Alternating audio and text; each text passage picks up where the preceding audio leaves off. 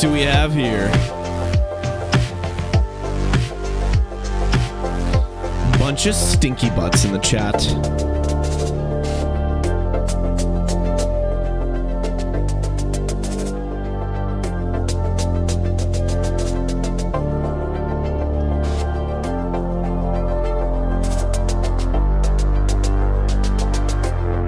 Ski up up up.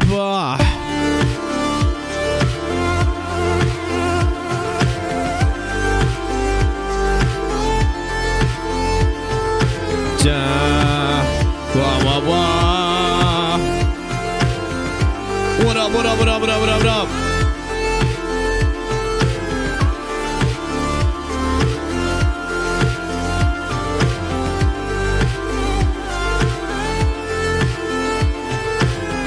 Trying to pick a Ryan skin.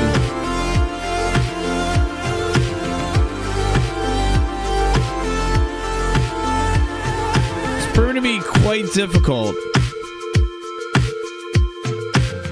Ooh, Bundesadler. You know, Bundeswehr is... It kind of rips. I know it's camouflage, but it kind of rips.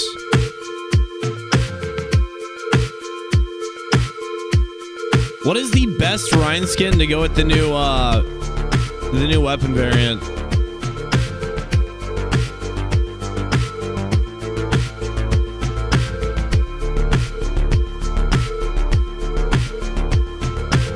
Oh, I flipped through all of them. You know, wrapping paper kind of rips too. What's up, Neuro? What's up, Pain? What's up, Plague's wife? What's up, Styes? Or Heaven's Devil? No. Demon Lord? I'm a Demon Lord. I don't know. There's just so many good choices here.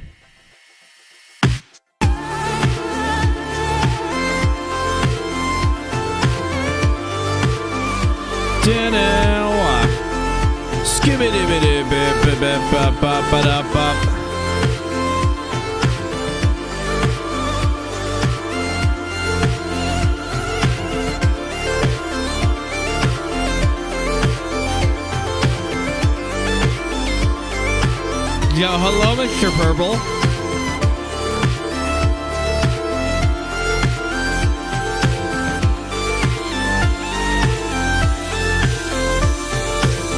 All right, guys.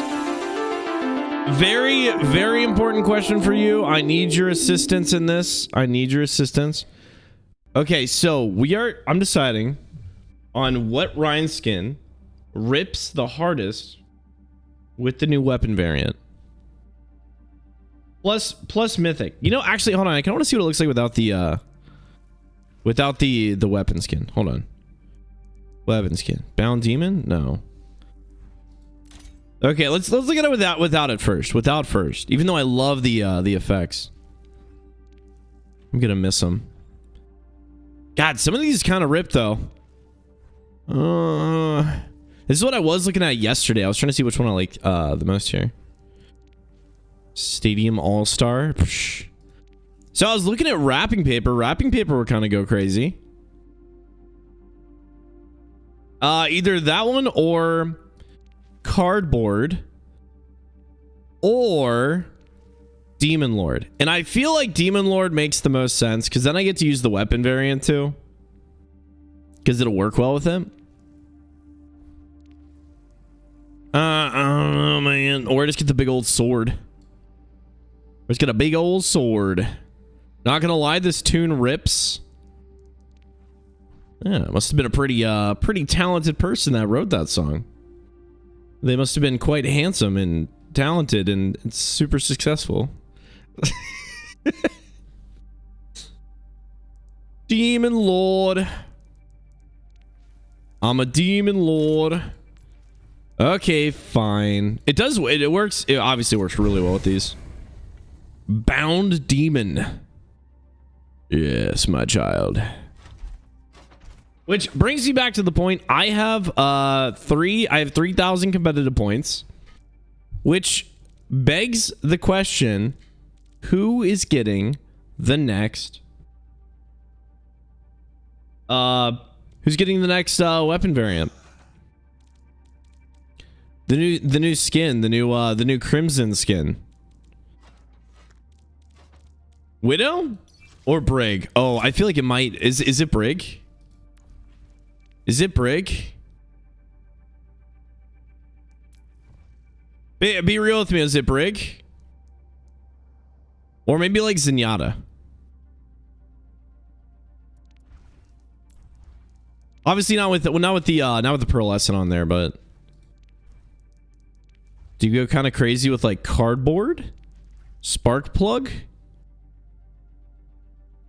Spooky's lying to himself again? I'm not lying to myself. Come on, dude. Tournament starts in about 10 minutes, guys. So we're gonna be jumping in then. Until the meantime, we're kind of just saying what's up. Championships are today. So giga hype on that. We'll be breaking that down again today and seeing who comes away victorious. Some Brig Bussy energy. See, that's what I'm thinking. Oh, with the Talon, dude. Hold on. With the Talon. Come on now. Come on now. Come on now. With the Talon skin, dude. Shit. Shit. I think that's the choice. Stone could be kind of cool. General could be kind of cool. Heart of Strength could be. That's something. Yeah, no, I think that's the play. I think that's the play. Oh, that looks tasty, dude. Hold on, let me jump in here and let me look at this real quick. This looks good, man. Here we go. What's up, Powder? What's up, Moist? Edit the mythic? Did that person hit a lot of walls and door frames? Okay. Come on now. Oh, she looking good, dude. She looking good. She's looking tasty, brother. Hold on, can I get this in third? Can I get this in third? I would like this in third person. Thank you. Hero, stadium, third person. There we go. Preferred shoulder. Camera shake. No. I mean, not too bad. Not too bad. I made that just for you. How we looking? How we looking? Oh, I think she's terrifying. Oh, that looks beautiful. Beautiful. All right, now let me check out the Reinhardt. I want to see how delicious Reinhardt is. Where's my boy? Where's my boy? Where's my son? Where's my son? Ugh.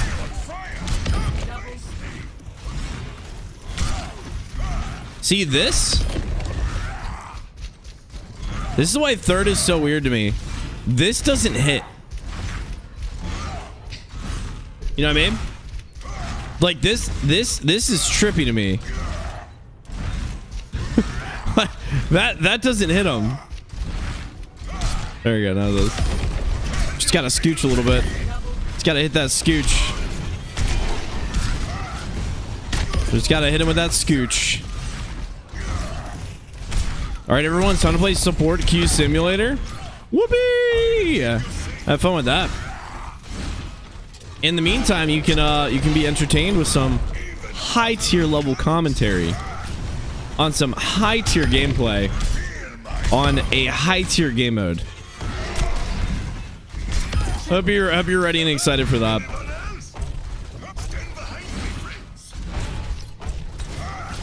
Zop. Looks delicious, man. It's looking great.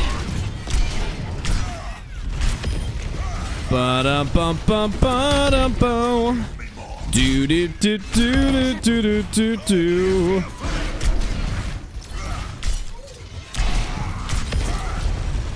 Ow.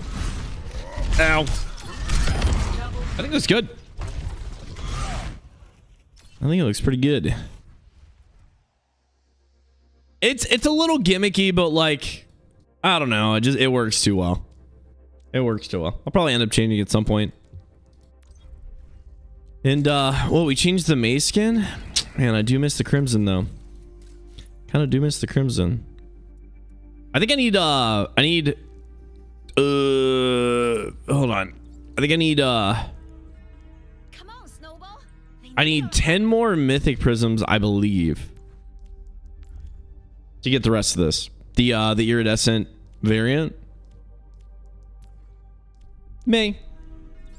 Come on, Snowball. Yep, I need 10 more. Freaking 10 more, dude. God, it does look really good. That's so rude. Yeah, that is the best one. That is the best one. Ah, it's fine. It's fine. It's whatever.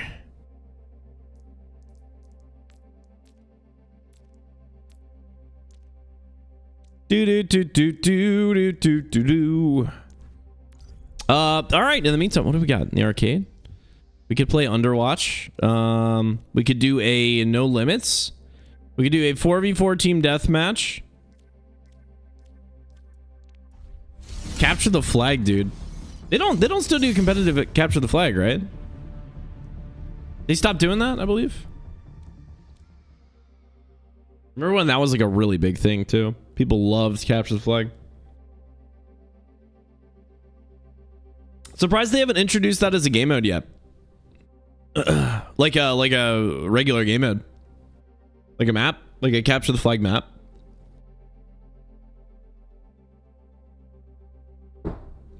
Oh, the iridescent does slap. Tuesday new battle pose, more points. That's what I'm waiting for. That's what I'm waiting for. That's exciting though, dude. Tuesday, man, it's coming up. That's super exciting. Tuesday we got all the Giga stuff coming up. That's crazy. I am much excited. Amaze. Capture the flag in stadium. I can see that too, actually. Yeah, like a first to 3 point cap, or first to 2 maybe. I think it wouldn't be too bad. I'm saying that wouldn't be a bad option, dude. All the codes there. Stadium is a perfect place to like test that out. Throw us on Lijiang Tower, dude. Yo, I might even put that on my recap of like recommendations that I'd like to see going forward. Add in capture the flag. That'd be sick, dude. Are you ready for another brain dead hit scan added to the game with an auto aim ability? Always, dude. I'm always prepared for it now.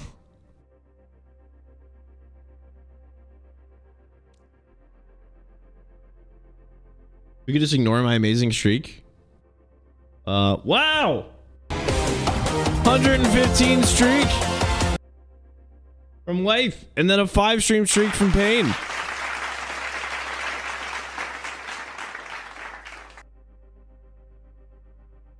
Look at me, I'm pandering.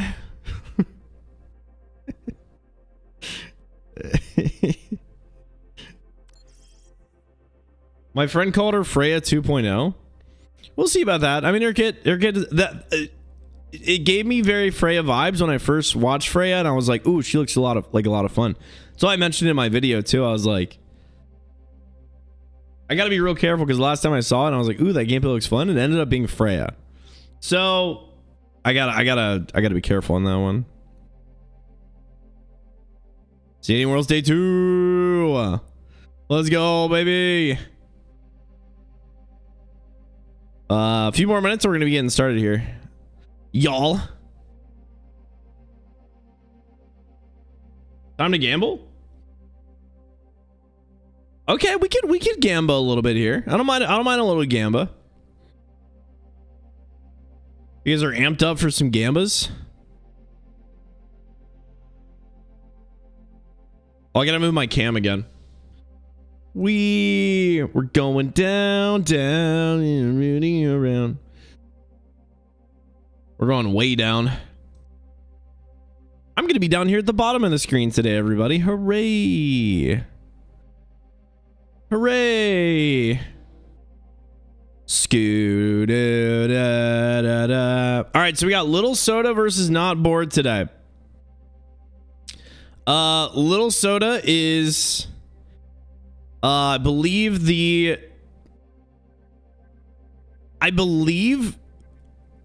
rank 1 NA, and I believe Not Bored is, are they still rank 1 EU, or I guess going into the tourney they were. I don't know. They're up there, dude. It's NA versus EU. It is NA versus EU today.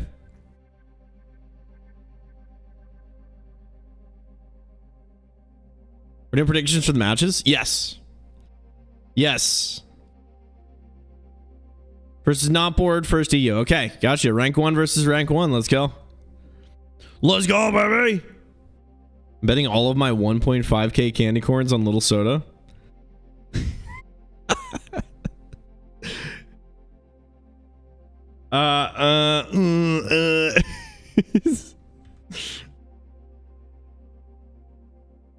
I like the picks.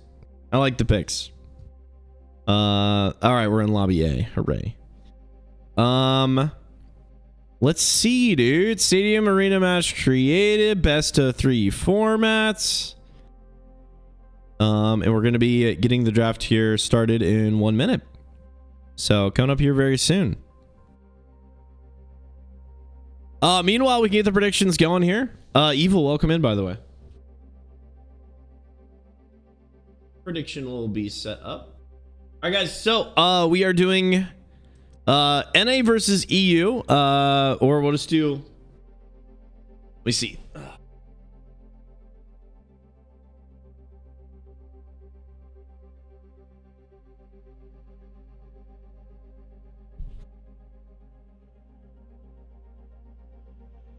Guys, this will be a 5-minute, or we can do 10 minutes.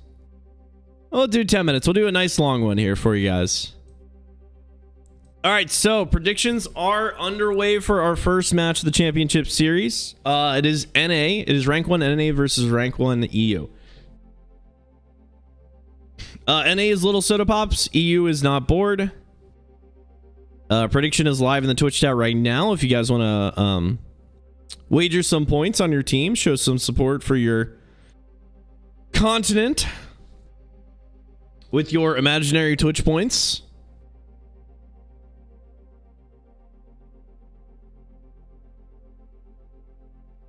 The more points you wager, the more your payout if your team wins.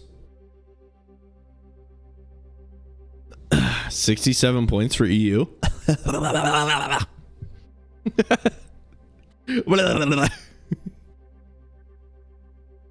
And it is split the pot, so this is not double your money. This is split the pot. So all the points will be split among the winners. The more points you put in, the more of the chunk of the winnings you'll get. Or if your team loses, it's gone, baby. It's gone. I bet all my 1.5k points on EU. Oh, I thought you said you were gonna do NA. Interesting. We'll see. We saw some pretty good teams yesterday. I don't really know if I could say any team in particular I'd be ready to put all my monies down on. Could go anyway. Literally anyway. EU with that ooh. I bet 90k? Jesus. Yeah, you did, didn't you? Yeah, we have one bet for NA, ladies and gents. 90,000. I have faith. Good for you. Yeah, good for you. Apparently I'm the only one that believes in them. I would put down money on NA, 'cause I got to rep my continent, Gotta rep. Or you could hedge your bets and bet against the team you're rooting for. So no matter what, it's a positive. Think about that. If your team wins, hooray. If your team loses, you get points.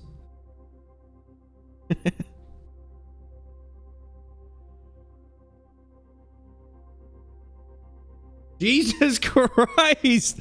God, holy mother of God. NA currently has 290,000 points voting for him right now. Ladies and gents, that means if you put in any points for EU, your potential payout is massive. It's like a 10x. It's like a 20x return right now. That's if EU wins. That's if EU wins. I don't know. We got some pretty solid support here for NA right now.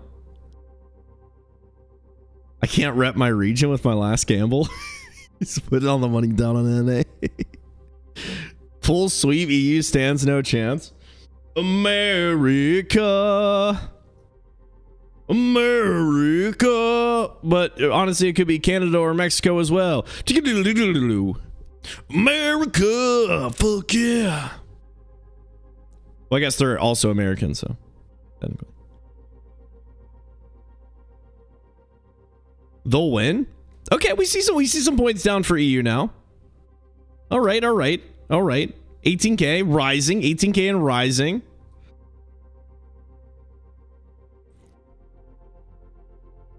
Yeah, the man, NA's really putting their money where their mouth is right now, dude. Non-portable. Well, I gotta show you what a kilometer is. We're gonna drag your asses and show you what a kilometer is.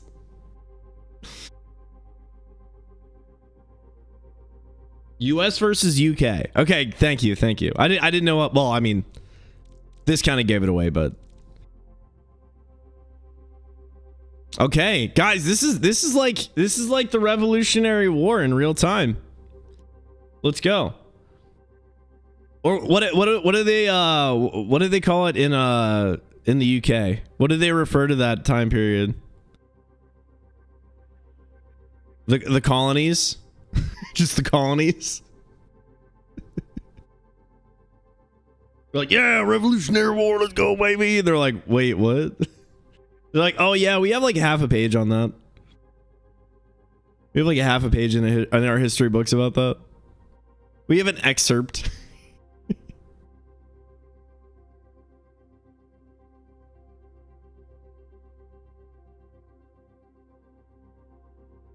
The redcoats? Just the redcoats? Okay. All right. I'm hedging my bets. You use a better payout. Shh. Moby's one of those sleazy gamblers. He's being sleazy. You gotta put your money where your mouth is, baby. Gotta put that money where that mouth is, baby.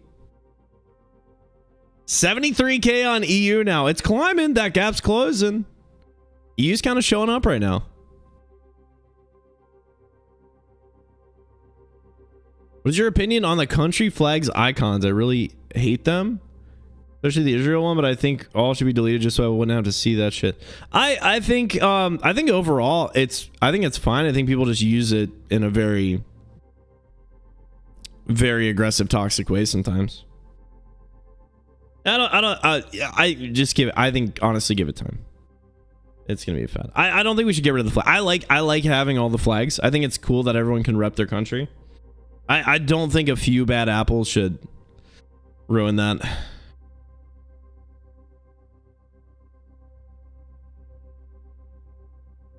The American Revolution recreated inside of Overwatch Stadium. General Cornwallis versus General Washington. Let's go. Yeah, I think the flags are cool. I think they're cool.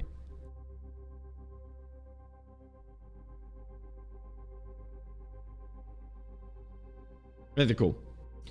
290,000 points down right now for NA. 73,000 down for EU. Let's see. We got the draft has been started. We are.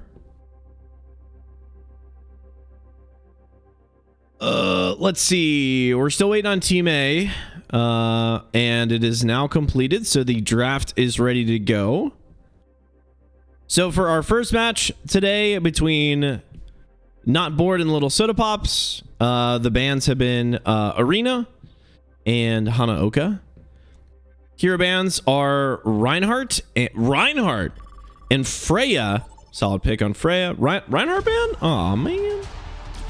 For our lineups, Little Soda Pops running Brig, Juno, Cassidy, Junker Queen, and Tracer. And Not Bored is running Brig, Mercy, Cassidy, Hazard, and Junkrat. Interesting. We got a pretty good mix up here of compositions. So Hazard versus JQ, Junkrat versus Tracer, Cassidy versus Cassidy. We got a Brig versus Brig, Mercy versus Juno. So let's jump in, y'all. Gold's Tuna, thanks for the follow. Okay. The Rhine band is based as fuck. Well, huh?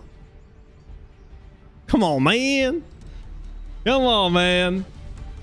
Hold on to your hard drive. All right, so let's see what we got here. I believe, yeah. So NA is going to be the blue team. EU is going to be the yellow team.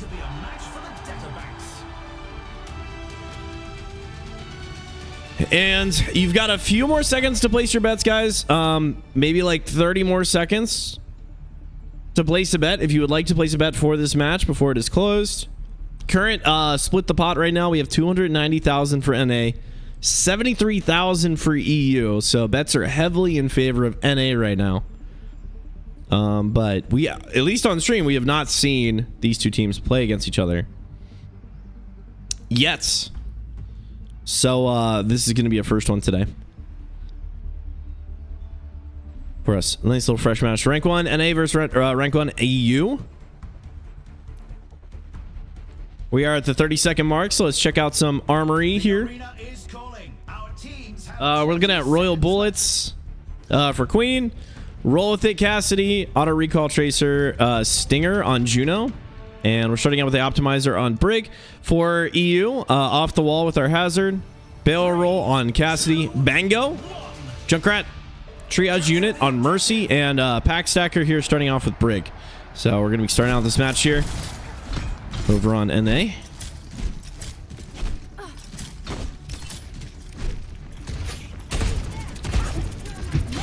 EU opting for the high ground here, playing the barrel, which is a great position for their Junkrat to make sure you can get the high ground. Queen playing the point. Junkrat gets on top of the barrel. Give it a play here on EU as they try to knock out this Tracer. NA playing pretty passive right now, especially with the speed. They're not really, they're kind of waiting for them to push out from that high ground before they like dive on somebody. But now that Brig's out, should be able to push in here. Counter dive there on the Hazard, knocking him out here. 2 down, 3 down. EU taking the lead here. Rez does get off there on a Hazard, and EU breaks a pretty easy lead here in the first fight. So, yeah, especially waiting that out. I mean, you got to play pretty safe there. When NA's running that Queen and they're playing on point, and EU's running that Junkrat, Cassidy, playing up on that high ground, you really got to force him to push out before you start taking any damage. Just to make sure you have full health, full resources for that engagement. It looks like they were kind of poking a little bit. When really, in reality, you just really got to wait and play safe and force them to push to that point when it opens.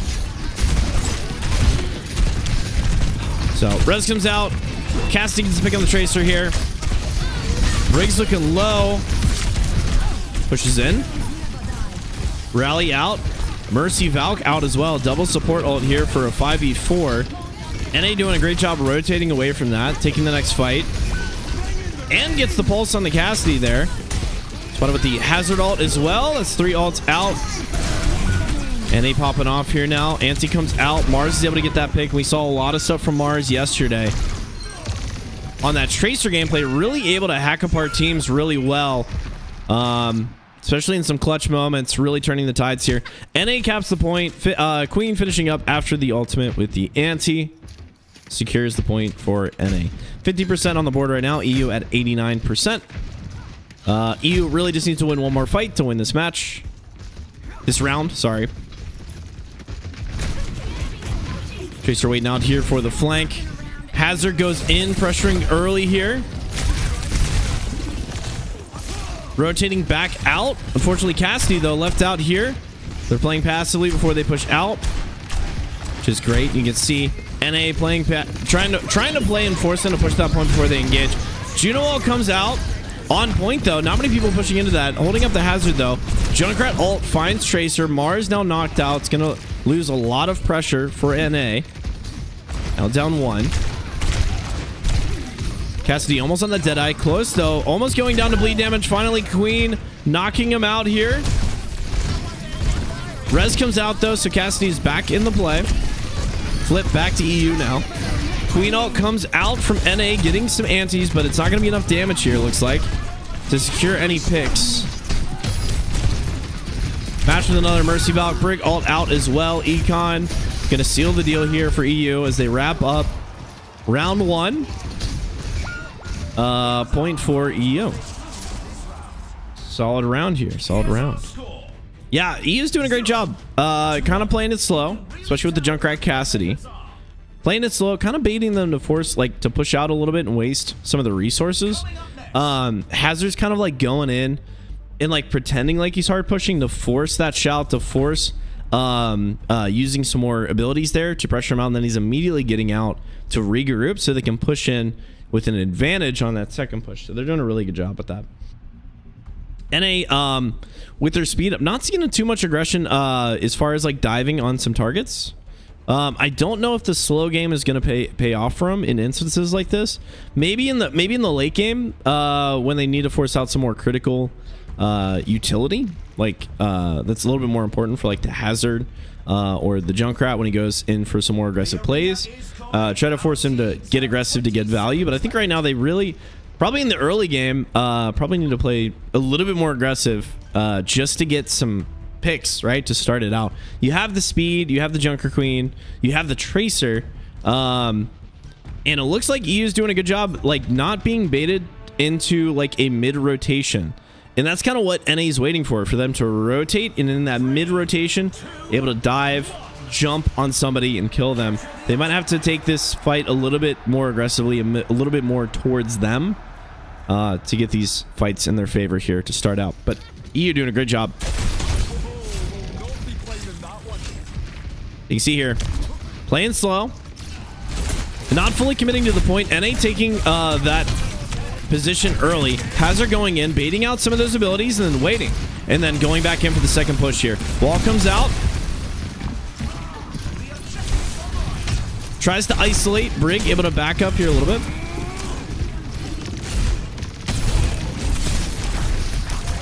The run NA. EU now taking advantage there on point, able to push them back. Brig going down, Queen going down as well. Means it's going to be a lost fight for EU, or NA, as EU cleans it up. Yeah, and kind of clockwork. They're kind of working on them, and like I said, this is going to keep happening, at least on like control points like this, where they're going to wait, force out abilities, then go in hard, find those picks, take advantage, and then be able to hold that point like that. Mars here on the flank, trying to set up some kind of play here.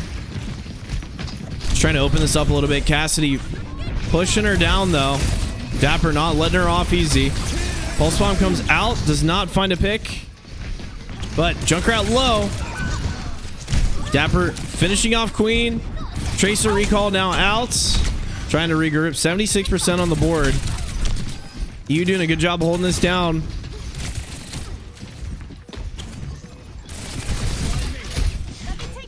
Rally ready to go. Queen ult ready to go as well.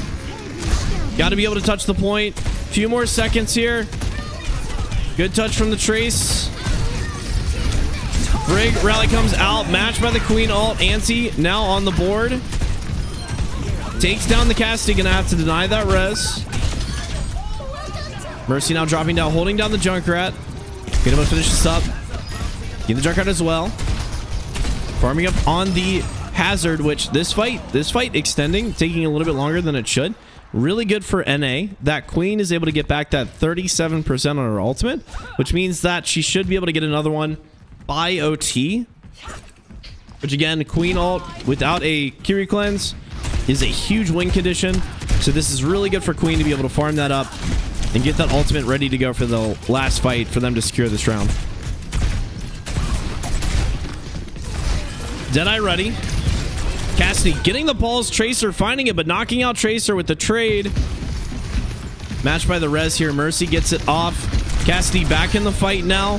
Knocks out the Queen, who's not going to be able to charge up for the rest of that ultimate with 95% on Queen ult. Not able to get it in time.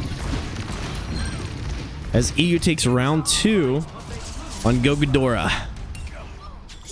So some solid plays. We can see that the Queen ult is definitely charging quicker. Then I think this is gonna, especially going into round 3 here, we're gonna see NA kind of have a little bit more of a power spike because they're relying a lot on econ to win these fights, and EU is relying a lot more on positioning and baiting, and then moving in, and then being able to stay where they're at. Which their composition is really good for that. Is playing slow. And like once you establish a position, which is why I think they're really strong on control points with this composition. You have the wall from Hazard. You have plenty of things to keep them back with that. You have Cassidy to play back. You have Junkrat with plenty of utility and spam. You have Brig to make sure that they can stay off. They're really like a sit there and hold it really well kind of team. So them grabbing the points there first is really important for those control points. Going into a push match, though, I'm excited to see how this kind of turns a little bit. Obviously, with the point that moves, this means that it's not going to be always advantageous to play on the payload or play together, which could mean a disadvantage for EU going into Coliseum. And that could spell the advantage here for NA, who's got a little bit more speed, a little bit more ability to rotate through. Let's take a look at the builds here real quick. Queen's got Thrill of the Battle. Cassidy still going for like a roll, a little bit more weapon damage. Tracer with a Kitsune Charm now. Auto recall Tracer. Pax for Brig. Pax for Brig. Bingo Bango for Junkrat here. And with the Zip Crease, we've got Rolling Cassidy, and we've got Fortress off the wall here for Hazard. So let's jump in here to round 3. I'm going to find the pick on Semestry. And a nice easy push here for EU as they start out with a early pick of the clip and a really quick here.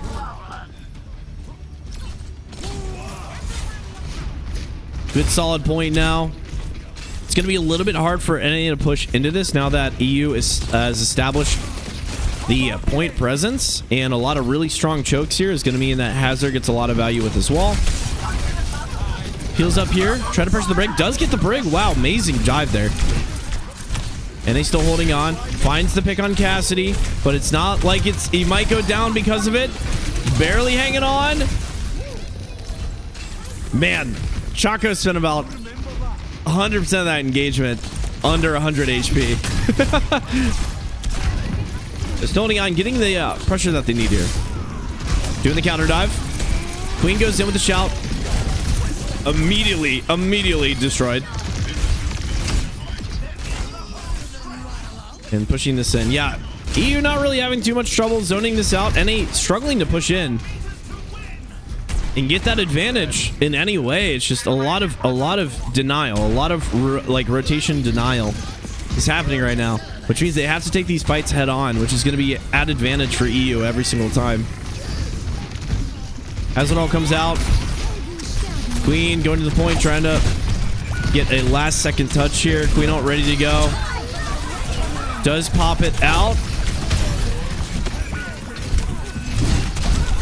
As they hold in, Queen going down. And it looks like a nice easy round here. A nice and easy round for EU as they bring this 3-0. EU in the lead right now. NA Waiting for some kind of power spike. Waiting for some kind of play that they can do here, but it's so far not looking too great. They're not really getting the long engagements that they need. Queen needs those longer engagements to farm up her ultimate to get that win condition. And these fights are just going so quick that there's no chance to farm that up. And EU doing a great job denying that economy for NA and just establishing themselves on the point, make sure these fights never really turn into long drawn out fights to help get them that ult charge. So going into round 4, this could be the first match for EU. If they can take home this round, that means they'll take home their first match. Remember, this is best of 2, so it's first team to 2 wins will get the victory. So you wait now 30 seconds below armory phase. Let's check out what we got in the builds. Twist the knife for Queen. A little bit of lifesteal. A little bit of damage. Cushion padding up in there. Cassidy investing. Dead man walking. Got some attack speed. Juno with the hyper healer now. Help out with some of that overhealth.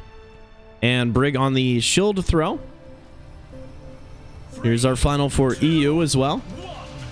Slapnull now for Uncle Dens. Mercy with the first responder, ambulance triage. And shield throw as well for Brig.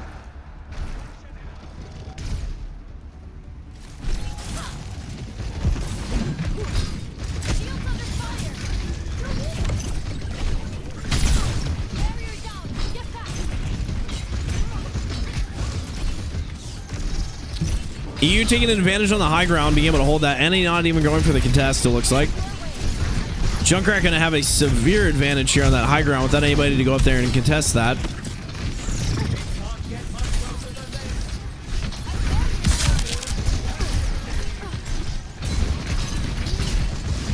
Brig still trying to hold down with these packs, keeping everybody well sustained. Rotating here to contest that payload. Playing back. Queen almost up to her first ult here. EU with a couple picks, but again, pretty early here. Payloads are pretty close. So it's not too crucial about losing this fight. It's all about regrouping quickly. Getting that next fight in. Queen ult now ready to go. She's gonna see if she's gonna be able to pop that off on somebody to be able to secure some kills, sorry. Taking advantage of that high ground there, going to pressure their payload. Again, this early in the match, it's usually a little bit better to, if nobody's contesting your payload, just to push your payload to keep it caught up. It's really in the second half of the map you want to play on the enemy payload a little bit more. Goes out, secures the kill on the Brig. Mercy still ready to res. Don't know if it's going to be denied. There's just too much stuff. And Mercy is running Colossus Core here, so even if they wanted to stop her, I don't think they could.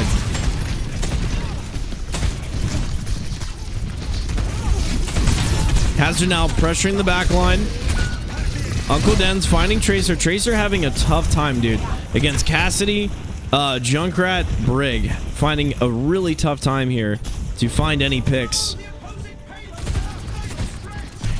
With so much denial, so much spam. Second Queen ult almost ready to go now. Wall coming out here. Juno ult gets popped. Queen ult comes out. Pretty large ante here. Secures the kill on the Cassidy. It's going to give him a second to catch up. Hazard looking low. Looks like we got a little bit of a trade here. Crazy Gordon finishing off Junkrat. We have Deadeye ready to go. EU, though, looking at 3 big ults here. Especially Tyre and Needlestorm from Hazard are going to be really big here. Especially with not really any kind of shield or anything to mitigate this ult. If he hits just a couple people, this could be over. Tyre comes out, matched up. Misses the Juno, able to sustain, but Tracer does go down to Tyre. Almost ready on another Junker Queen ult here as NA tries to push this in here. EU in the lead. Nobody touching the payload on NA. Are they going to C9 it? Oh no, they C9'd it. That's all right. Just kidding. Everybody basically died. That's not really C9. was like, oh my god, someone's got to touch. All right, first round goes to EU with a 4-0 sweep here. Pretty decisive. I think NA is going to be looking to make some bans, some different bans here coming up. Especially the Tracer pick into the Cassidy Junkrat is pretty tough. It's a pretty tough matchup there for Tracer. Mars, from what we saw yesterday, really good at being able to secure a lot of kills. On this game, basically continuously denied from getting any kind of value in that way. So a lot of the pressure relied on Queen and hitting those big ults and being able to finish up those kills. Unfortunately, Hazard and Cassidy, Dapper doing a great job securing those kills, and Choco doing a great job zoning out those flanks. Basically anybody that was trying to counter dive or push, Hazard doing a great job zoning that out, and when they weren't pushing, able to go and find some picks, especially on the Brig, on Semestry, that was able to get pressured by Choco, doing a great job with that. So we saw a lot of really good stuff. Going into game number 2, I expect to see some different bans here from NA, possibly something to open up a little bit more room for Mars. Either that or Mars, they might be subbing out for a different kind of DPS.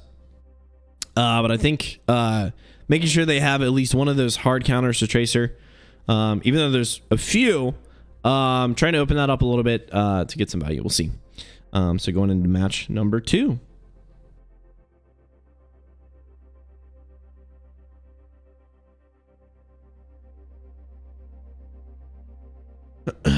No, Kitsune Charm versus the Junker Queen was interesting.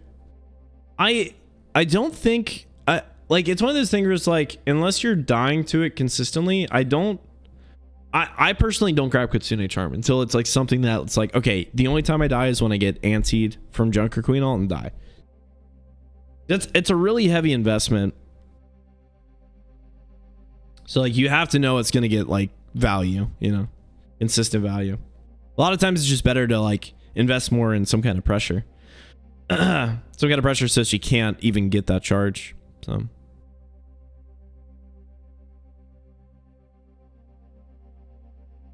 Loki rooting for EU to lose just for the profile picture of choice.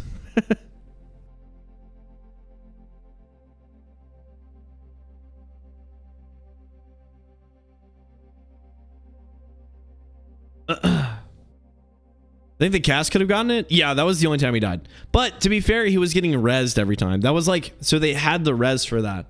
So it's like Mercy, Colossus Core, guaranteed res.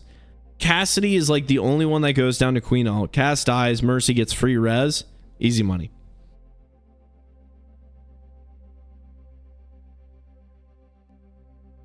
So I don't think you want two things there. Which I assume that's what they were probably thinking, was that like, okay, I'm gonna get rezzed anyways. I always get rezzed. There's no reason, like, I'll just die to it and then get rezzed, and then we'll take the fight.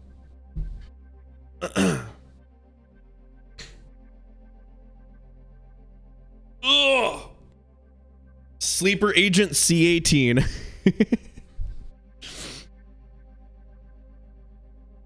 Sweetie, thanks for the great casting. Of course. My voice is still it's a little weak from yesterday, but we're hanging on there. So if I ever take like a little beat or chill out a little bit, it's because casting 6 hours straight solo and then doing it again a second day can get kind of crazy. Thoughts on Colossus res? I hate things that don't have a counterplay. So that's all I have to say about that. And like, I mean, I guess there is a counterplay, but the only counterplay is like kill Mercy before.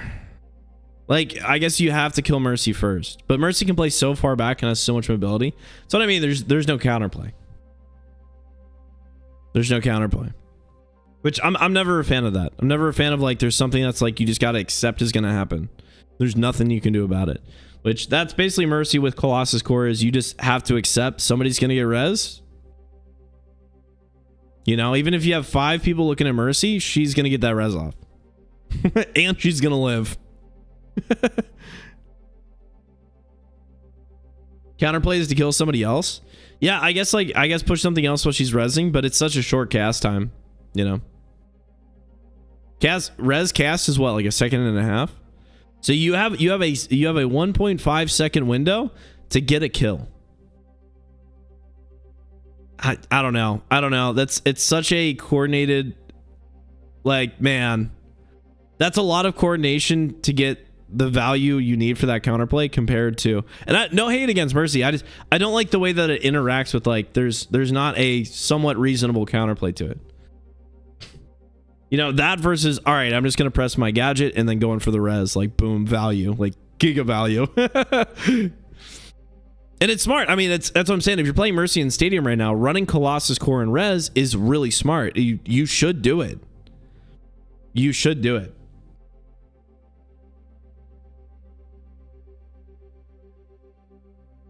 Just remove it. I think Colossus Core has a place.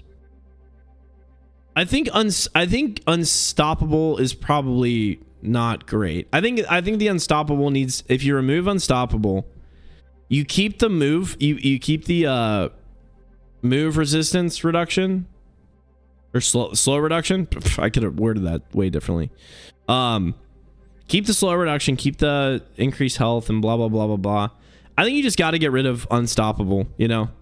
Like you should still be able to get hard CC'd, you know? But, you know, keep the like probably add in honestly combine. Honestly, dude, I would combine Kitsune Charm with Colossus Core and remove Unstoppable.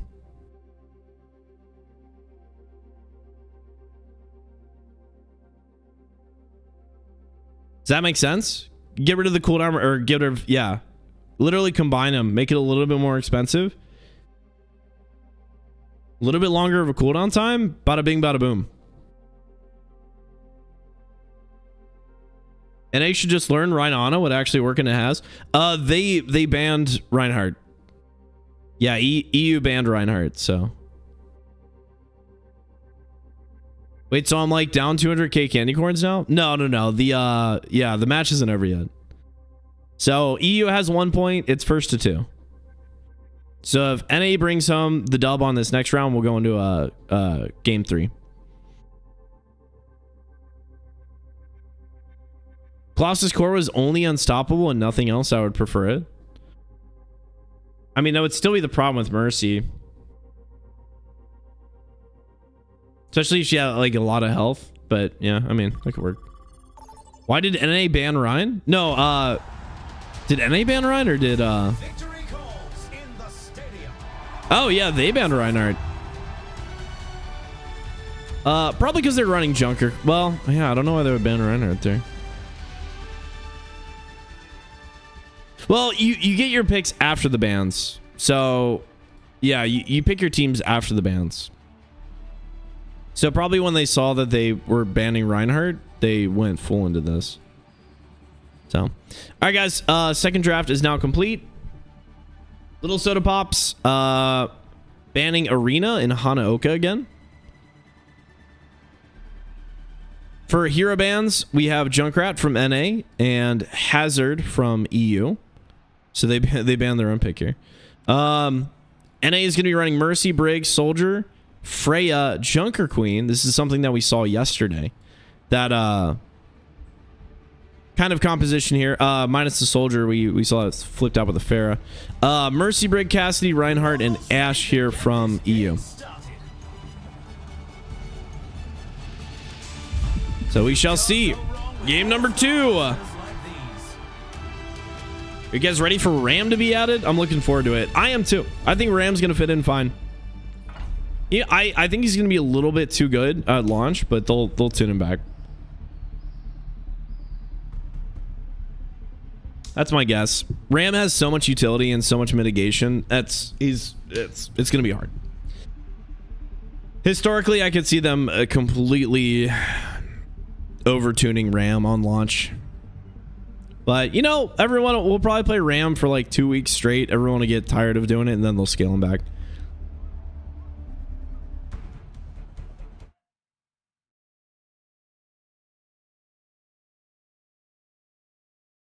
All right, guys, we might have a little bit of a server issue here, so we might need to do a reset.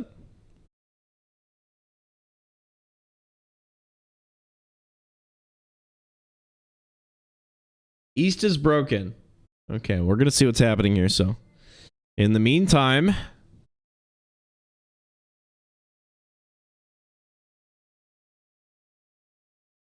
I hope Ram is gonna be block slop 2.0. I fear he probably will be. I fear he will be. Okay, I guess we're good. Okay, so I guess everyone's lagging here. Which, dude, I do feel for the players here. Having to deal with like really severe lag is a problem with Stadium. God, man, in a perfect world. In a perfect world, we'll get these Stadium servers fixed. I would love to see it. I would love to see it. All right, ladies and gents. Game number dos. Oh, sorry, I have my win rate still down there. Whoop. All right. Queen Volley Do from we have Genetic now, so they replaced with the Freya. Mars gets the pick here. Cassidy going down as well. NA coming out swinging now. Reinhardt looking a little bit low. And going down. Plum Yeti getting swapped out for Choco. Here on the tank lineup. Here's a quick look at the EU builds. We got Reinhardt with To Me, My Friends. They'll roll Calamity on the Ashe. We haven't seen Ashe yet in a while. Triage unit, Pack Stacker. And here's our NA builds as well. So Mars now on that soldier. Getting a little bit more value here from this high ground. Pocketed by the Mercy with that damage boost. Allows for a lot more strong cross angles. EU trying to push in here. Reinhardt now in the play. Unfortunately, playing against Soldier Freya is not going to be a fun time for Ryan. As they try to just get some value here. Constantly low. Rez comes out. Val to match it. Quino comes out a little bit early. Not able to grab that Reinhardt with that anti. But does finish the pick there on the Ashe. And Freya still out here barraging.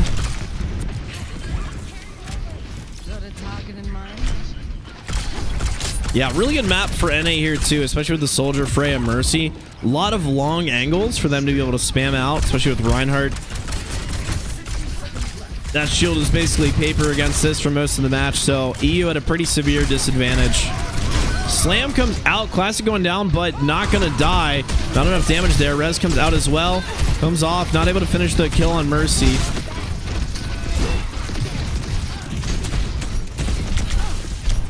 Rally out for the brig to hold this down, but nobody's going down. Queen getting charged off. Shout ready to go to rotate back, but is it going to be enough? No. As NA loses their tank here, forced to back up. A lot of that sustain, that space that they need to be able to get consistent pressure is made by that Queen. They can see a pretty quick rotation here. Not really going to be a one fight if they don't have that space for that Soldier and that Freya, so they're going to wait for that Queen to get back here. Now on the back half of this map, forced to play the low ground or play split. NA going to be a little bit weaker here than they were before on this portion of the map of Esperanza here. You can see them going for like a big off angle here. Trying to take those wide angles, right? Great tracking there on the Mercy going down. A very abusive off angle here. Ignoring the Ryan completely, going for the back line. Soldier backing up a little bit, goes down. Great rotation there. Ryan goes down as well, though. Rez comes out, and NA is going to take their first round of this series on Esperanza. On Esperanza.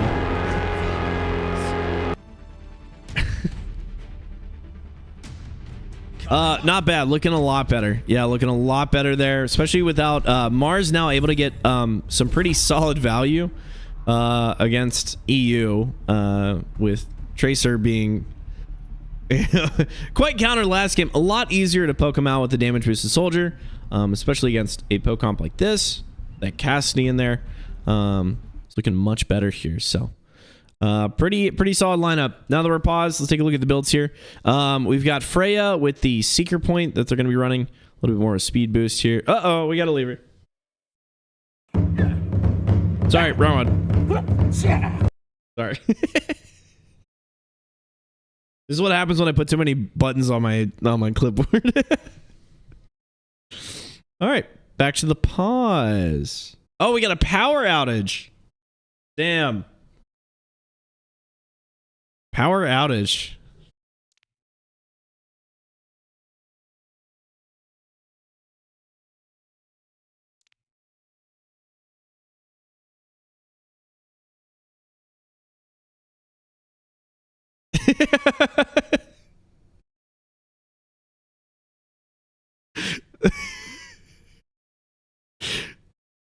Sorry, guys. Sorry.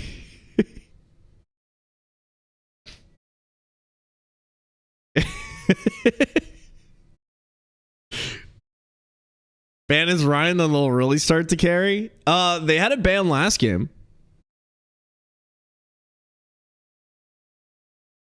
All right.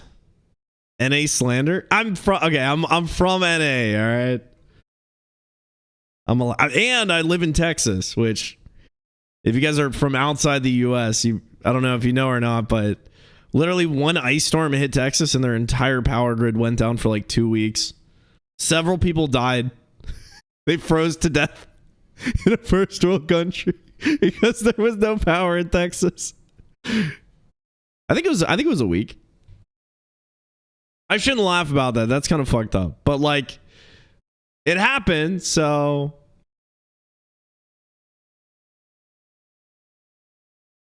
yeah. Yep.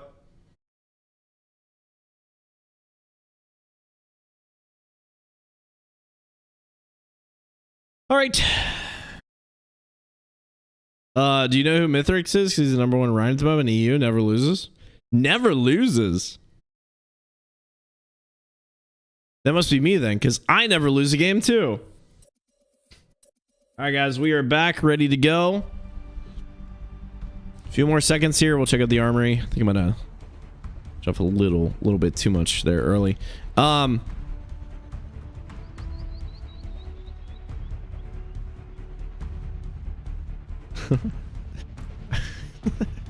right, wait, we're still missing the Mercy here. Teams have 20 seconds left to prepare for the round. During the 10 seconds before the round starts, I can pause and she joins. Okay.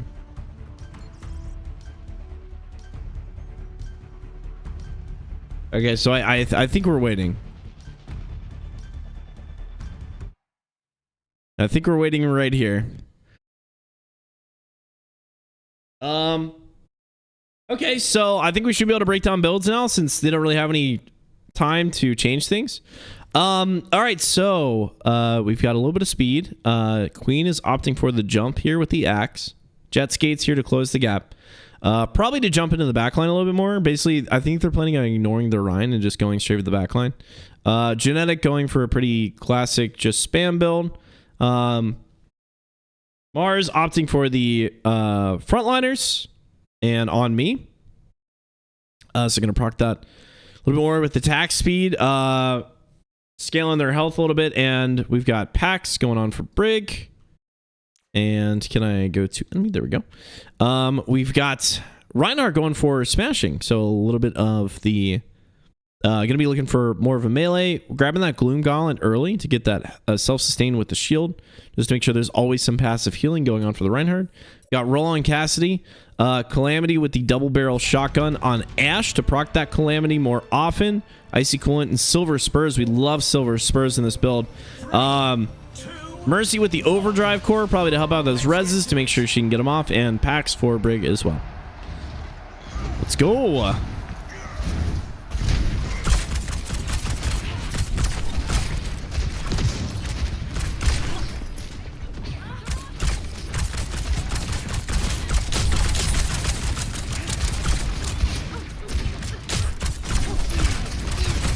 Alright, Genetic coming out with the spam. Trying to find those picks. Ashe doing a great job locking that down. You can see those calamity shops. Remember, every time you proc that that coach gun, you get those calamity shots afterwards. This is extra burst damage.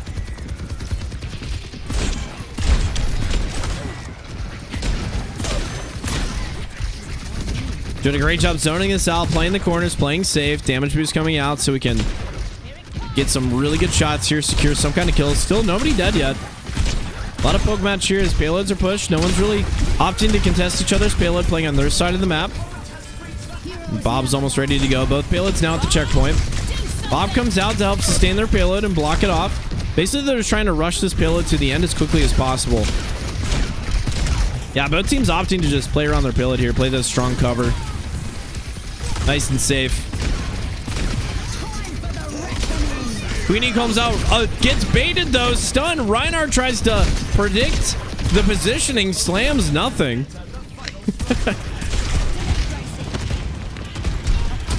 So we're coming here. Freya ult, Valk, and Brig Rally ready to go for NA. EU lacking some EU or some econ right now. Man, I'm really struggling right now. Snake was out. Reinhardt's shield basically just gone. Isn't able to swing on anything to proc that Gloom Gauntlet very often, which means he's going to go down here. Deadeye comes out matching it. Is that going to be enough room for the res? The res does come out, gets it up. Reinhardt ready to go. Back in the fight. Able to push now to the payload. Hold that a little bit as EU pushes this up. NA needing to go push and contest. Queen going down quick, so this round's going to go to EU. And EU doing a great job funneling NA back into a corner while they continue that payload push so they can constantly get progression while contesting that with the Reinhardt there in the front line. There at the end was really going to make the difference. So really good. Res coming out there as well. Securing that on the Reinhardt was definitely the game winner right there. Getting that res off. Really tough for NA to push up and get that. Deny that res with this much spam coming at him. So that's it. What you looking for? A pen. We need to get like a bag of pens. Yeah, you should grab a bunch. I feel like we're always looking for pens. Yeah. Yeah. All right. Current score is 1-1. We're gonna see what we got. 30 seconds left in the armory here. Let's start breaking this down. Let's start in EU. Gloom Gauntlet, Dashing Skates. Love to see this combo. This is the Swing Heart Classic. Some reflex coding here now as well. We've got Roll with Cassidy, damage, classic stuff. Infrared Lens with Ash here is going to help increase that burn damage from Calamity. Still the Overdrive Core with Mercy buffing up. And Pax, here is our NA builds. Kitsune Charm now for the Mercy as well. Vanadium on Freya and Superflexor now on Junker Queen. Mercy getting picked off here early. EU getting really strong hold here, funneling NA down into a choke. Forcing that Freya to keep backing up. Reinhardt zoning it out. A little bit out in the open now by himself. Does go down. Trying to get the res. They do get it off, but Mercy's going to go down, and Reinhardt is going to try to live back up to the team here a little bit. They do get the cap, but Mercy is now down for EU. Is this going to be enough pressure? Is this going to be enough healing for them to get through? NA trying to take advantage of the opportunity while they can. The little bit of healing that they got reduced. They do take advantage. Take out the Reinhardt. The Brig. Follow up with the Ash here as they clean up and flip this point on Oasis Gardens. Back to NA. Able to hold this down. So EU relying a lot on the res in this composition, especially with Reinhardt. You're gonna lose Reinhardt in these fights. It is guaranteed, and that res is so important to make sure that they can finish out that fight with their tank. So that Rein shield's gonna be gone. Queen going in, investing a lot in getting in here. Queen ult though, ready to get out. Is she gonna pop it? That was probably one of those moments. Holding the Queen ult though, understandably, because they have the Brig Rally ready to shield bash and stun that out, but I think it might have been worth the risk. to make that play there, especially to get that overhealth. NA going down pretty quick though. They have the queen ult though to push back here without the rally, so they have a nice safe push that they're going to be able to do on this next one after EU takes this. So we're going to be keeping an eye on the queen here on when she pops this ult, because that's really going to decide when this fight takes place. She's going to be looking for a good opportunity to hit a target and at least Mercy or Brig.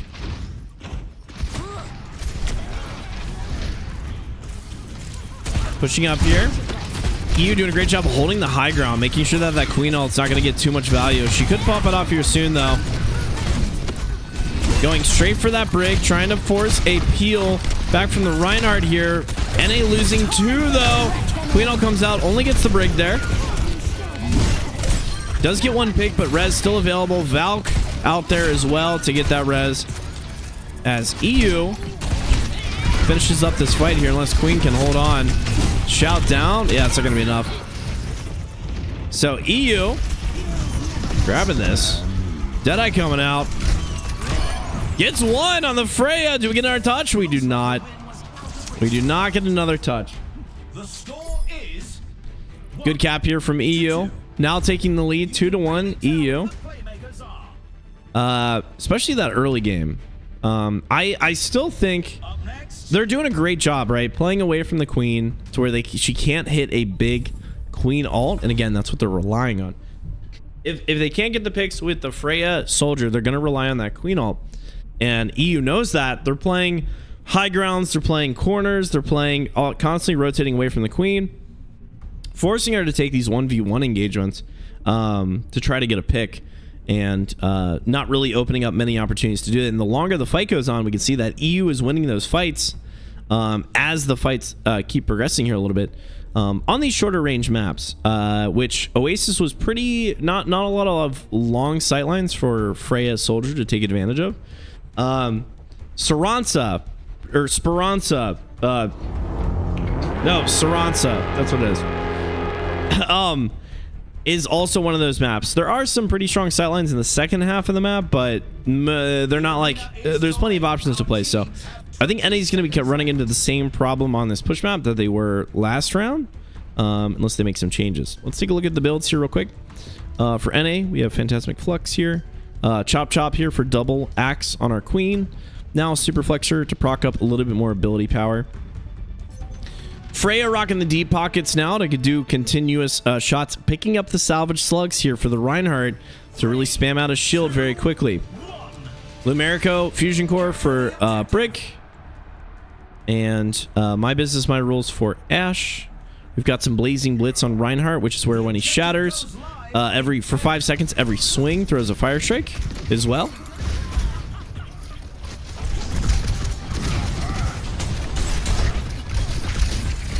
Let's take a look at the Ashe here. Finding a couple picks there on the Mercy. Keeping this nice safe rotation in here. Knocks out. Great shot on Freya to clean this up. Res comes out on the Brick. Res comes out on Freya. We got a pretty even match now. Pushing up here. Going over to the soldier. NA. Playing pretty aggressive. Now that he's got the on me and a lot of biofield, he's able to play a little bit more aggressive here. So you're going to see a lot closer plays, a lot more aggressive off angles. Slam comes out, not able to get the pick though. Ashe does go down. Soldier keeping that off angle, finally finds the Brig. Pressuring out the Mercy, who is now low, denying that res. Gets it. Mars eating up the backline right now as they finish up Reinhardt. And I'd like to show you guys what it looks like to play Reinhardt against a Salvage Slugs spam Freya. So I want you guys to keep an eye on that shield health here going into this fight.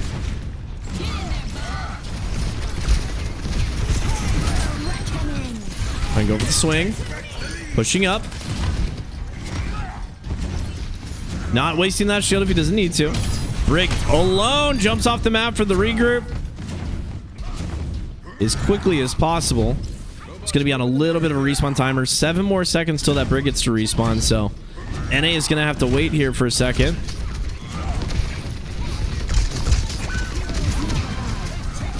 Rez comes out on that Brig. Mars getting the pick, but again, Relying on that res. Now that res is down, NA can take a pretty aggressive play here. Holding this down, you can see that shield is gone. That shield is gone.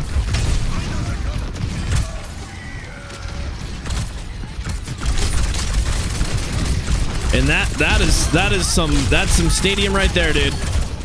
That is some stadium right there. All right. NA now able to push, possibly able to get the lead here. Neither checkpoints have been hit, so it's gonna be nice that EU actually not hitting their checkpoint yet. If they are able to get this next point, or sorry, for NA, it's gonna be nice that that checkpoint hasn't been hit yet, because if they die, they will get a quick respawn. But it's not gonna matter as Ryan tries to get some kind of value here at the end, but it's not gonna be enough, as NA takes their second round, tying this game up 2-2.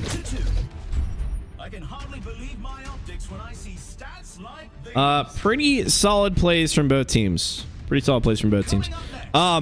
Spam, yeah, Spam is definitely the king right now. I think the salvage slugs that we picked up with Freya really denying Ryan a lot of value, or the space. He's not able to make the space that he needs now for his DPS to really pop off, which means he's constantly going to be on his back foot, which is just going to be a, like, it's a reinforcing cycle here for Freya, is that Freya's going to have more room, Soldier's going to have more room to do more, which is going to put them back on their feet even more and more damage. And it's tough there, especially with that poke. So they're set up really, really well in this late game.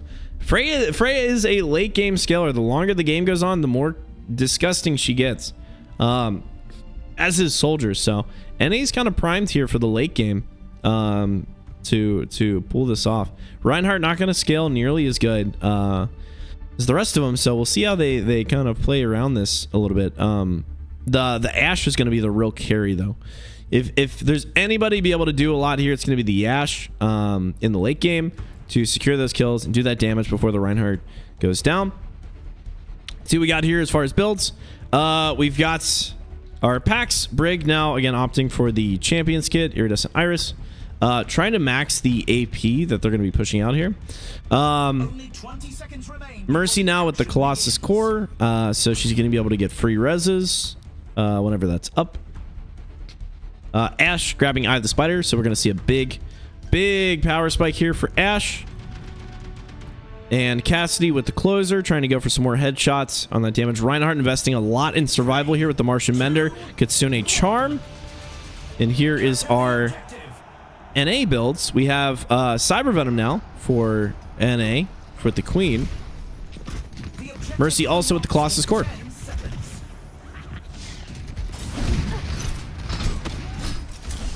So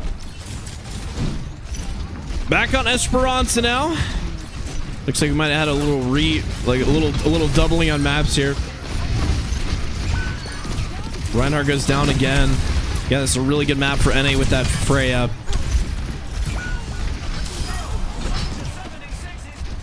As they push this out, Mars able to get those picks. Really just running it down now with this build for Soldier that we're looking at. Frontliners, hunker down, and on me, which gives you a lot of sustain and overhealth with every single proc of your healing pod. And Vanadium Injection just scaling up that weapon power, or sorry, scaling up that HP pool even more. You can see how often he has that biofield around him. Every single time he hits a Helix rocket, it's going to proc another biofield, which gives him overhealth and increased max HP here. So you can see just how impressive Soldier can get here with this insane damage that he's able to pump out.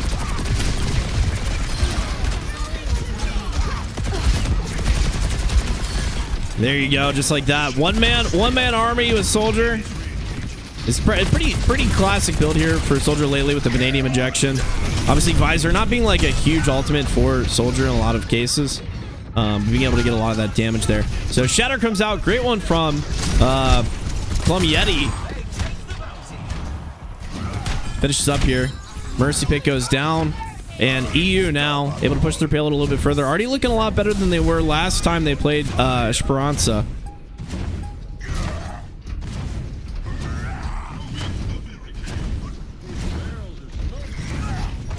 NA now pushing up. Again, this is their less advantageous hold here. Queen going in for a really aggressive push.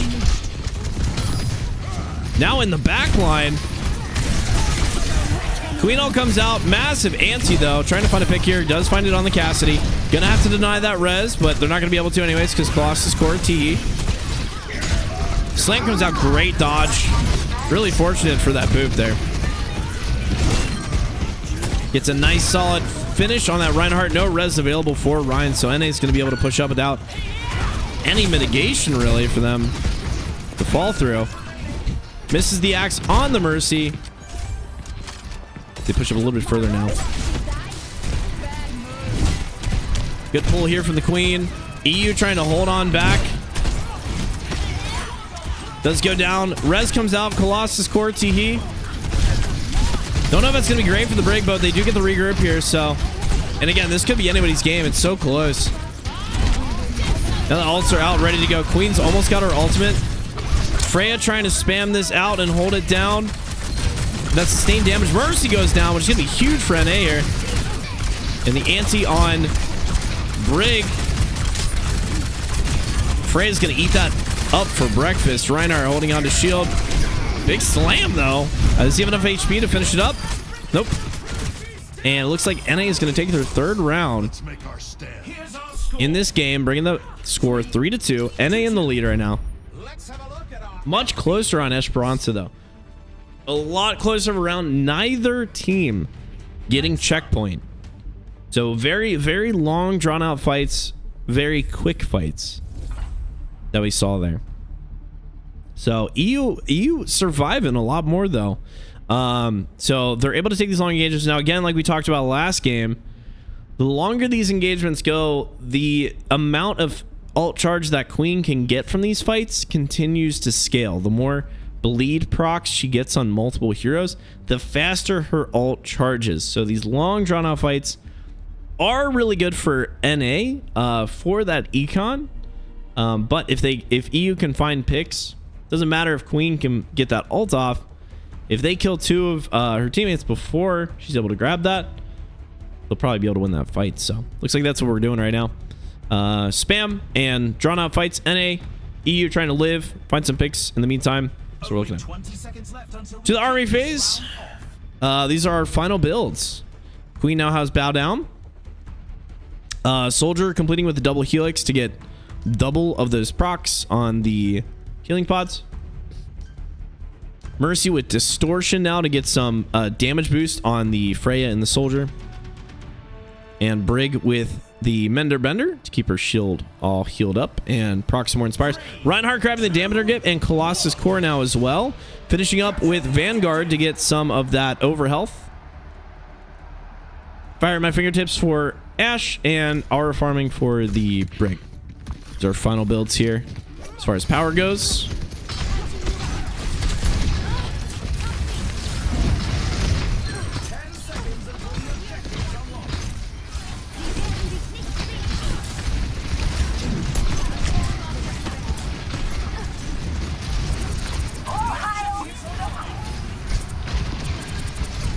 Mikiva playing safe back here, holding it down.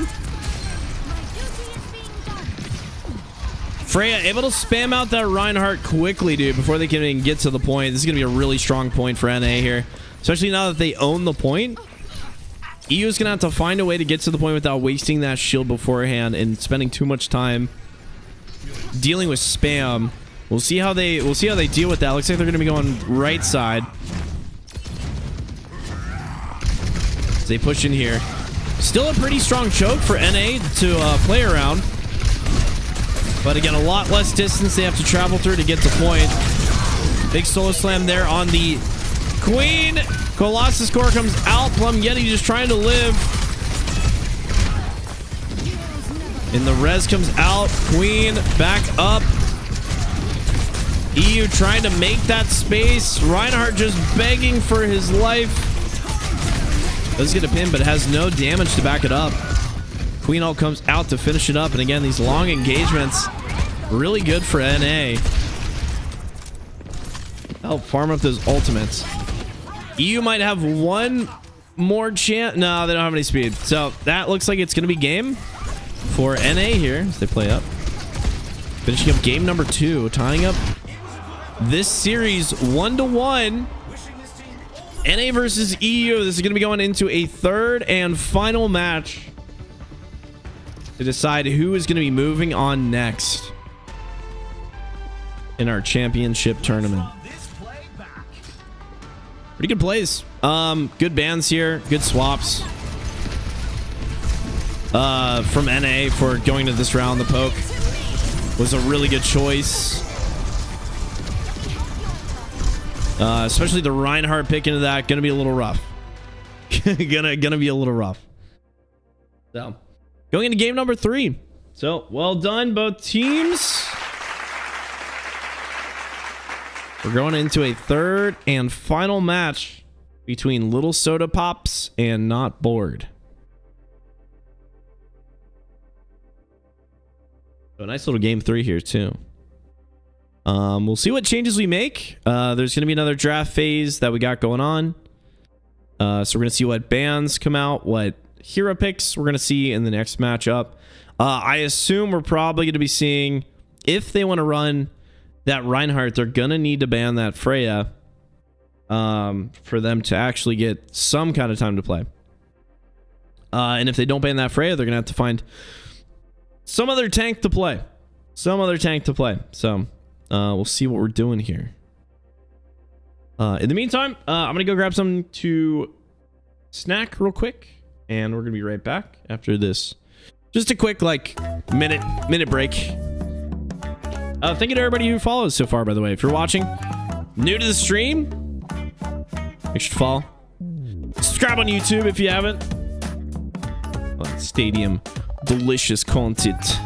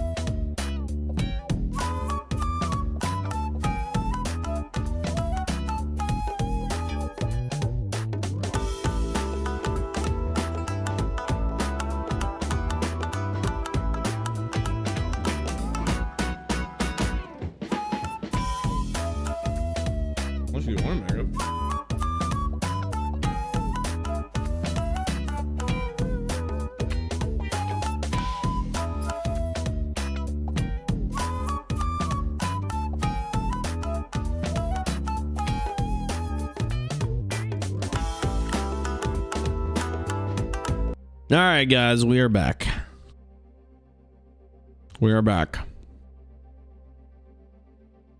All right, game number 3 coming at you.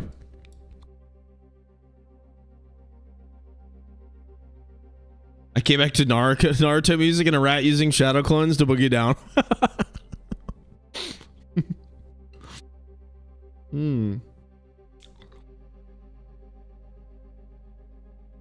This is really fun to watch. Sea Stadium can be a great mode. It is a great mode. It can get a little crazy at times. Mainly, the biggest issue I have is matchmaking. And that's never been my issue until lately. Like, I've been playing Overwatch for 10 years and I've never had an issue with matchmaking. I know it can get crazy sometimes, but that's never been like annoying. And then now, whew, you notice it. You notice it. So, all right, dude. Excited for this game number 3 though. So, if Little Soda Pops gets knocked out, then there will be no more NA teams in the tournament, and it's just going to go down to EU for the championship.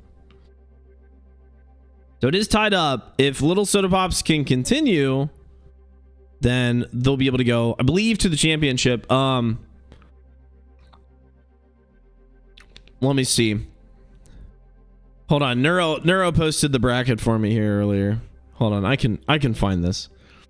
I can do this. There we go. All right, so here's our finals bracket. Let's see. Yes, this is going to be this is the finals. So, whoever moves on will be into the championship game with Cooked. So, it'll be this game and then our final match here against Cooked for the champions. So that's exciting. That's exciting. Websites will have all the brackets soon. Trademark. Yes. Ooh, Spain. No, that's. Is that the Spanish flag? Hold on. I'm getting better at global things. That's the Spanish flag, right? Oh, look at me, dude. So worldly. Look at Spooky, so worldly. I'm getting better, I promise. I'm slowly beating the American out of me. Pain with the S.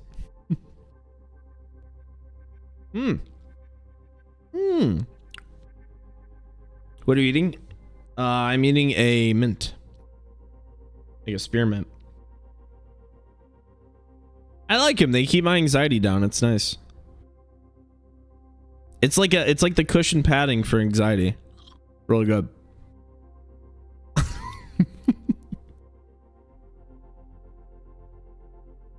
All right, guys, let's see how the draft is going. All right, and we do have our new draft. All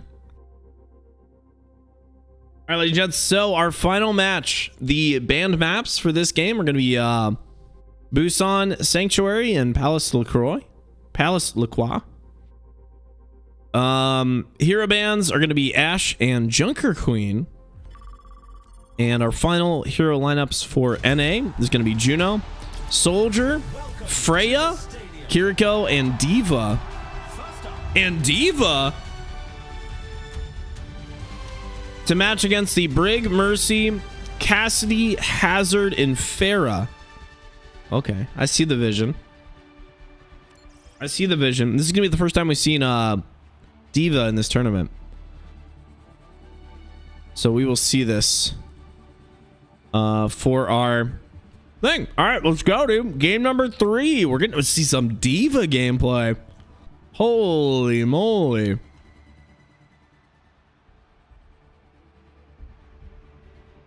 All right, very exciting. Like to see some shakeups here. Hazard back in the lineup. Junker Queen getting banned this match, which don't really get to see too many games without Junker Queen in it, so exciting. Don't get to see too many games with Diva in it. That's for sure. So let's see what we got here.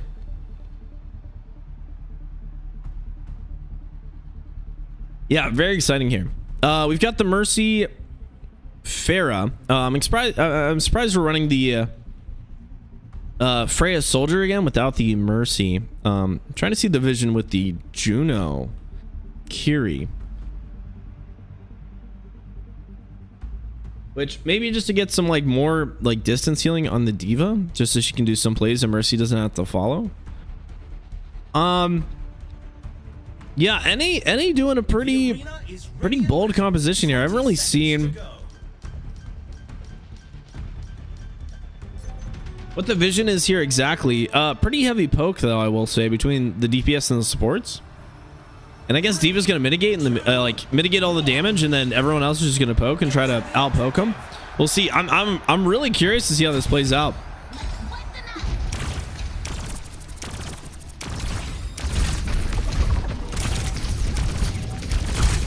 It's not letting me spectate tank for some reason.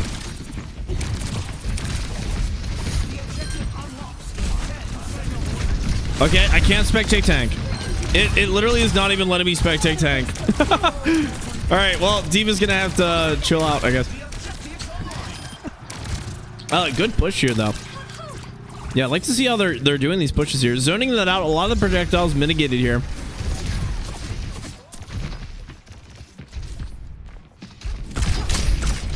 Yeah, let's check the builds real quick.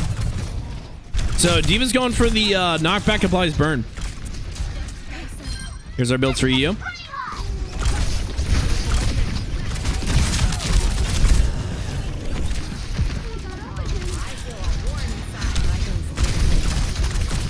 Keeping the pressure up on the hazard.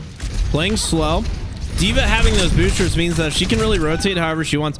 Genetic going down though. Dapper finding that pick. And them flipping the point so early is going to mean that NA is going to have a staggered regroup here.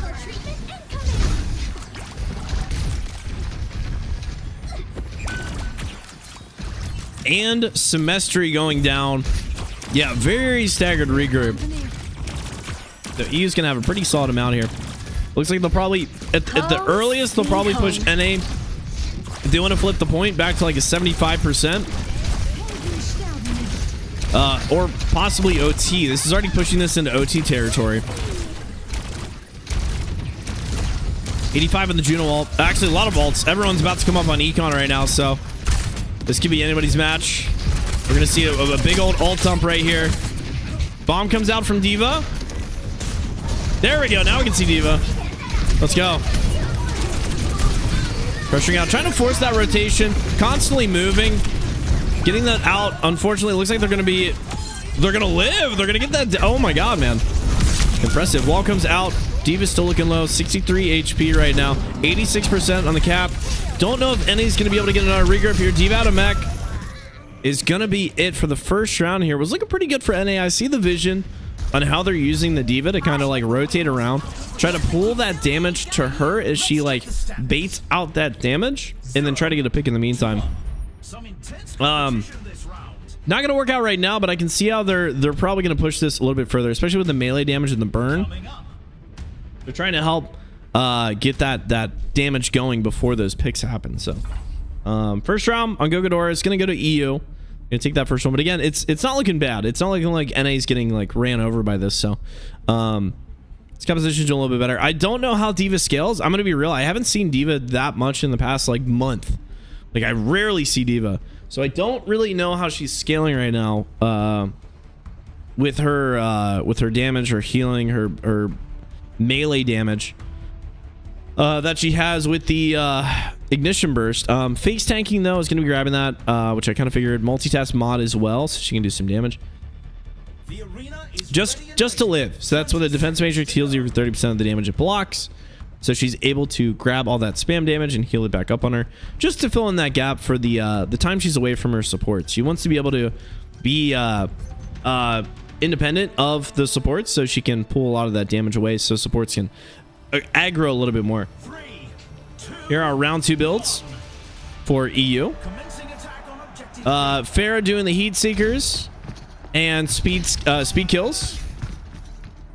So going to play a little bit more aggressive here. Talon module on that.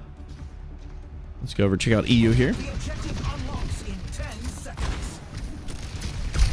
EU grabbing that high ground. NA being smart though. Taking the low ground with the longer angle so that Freya can get that damage, right? When you have that longer angle there, being able to play out in the open and force them into those chokes to push through. Freya Soldier do a really good job of that spam. D.Va able to force them playing back a little bit into there by flying up and denying that. Looking pretty low though. Holds it up. Semestry goes down.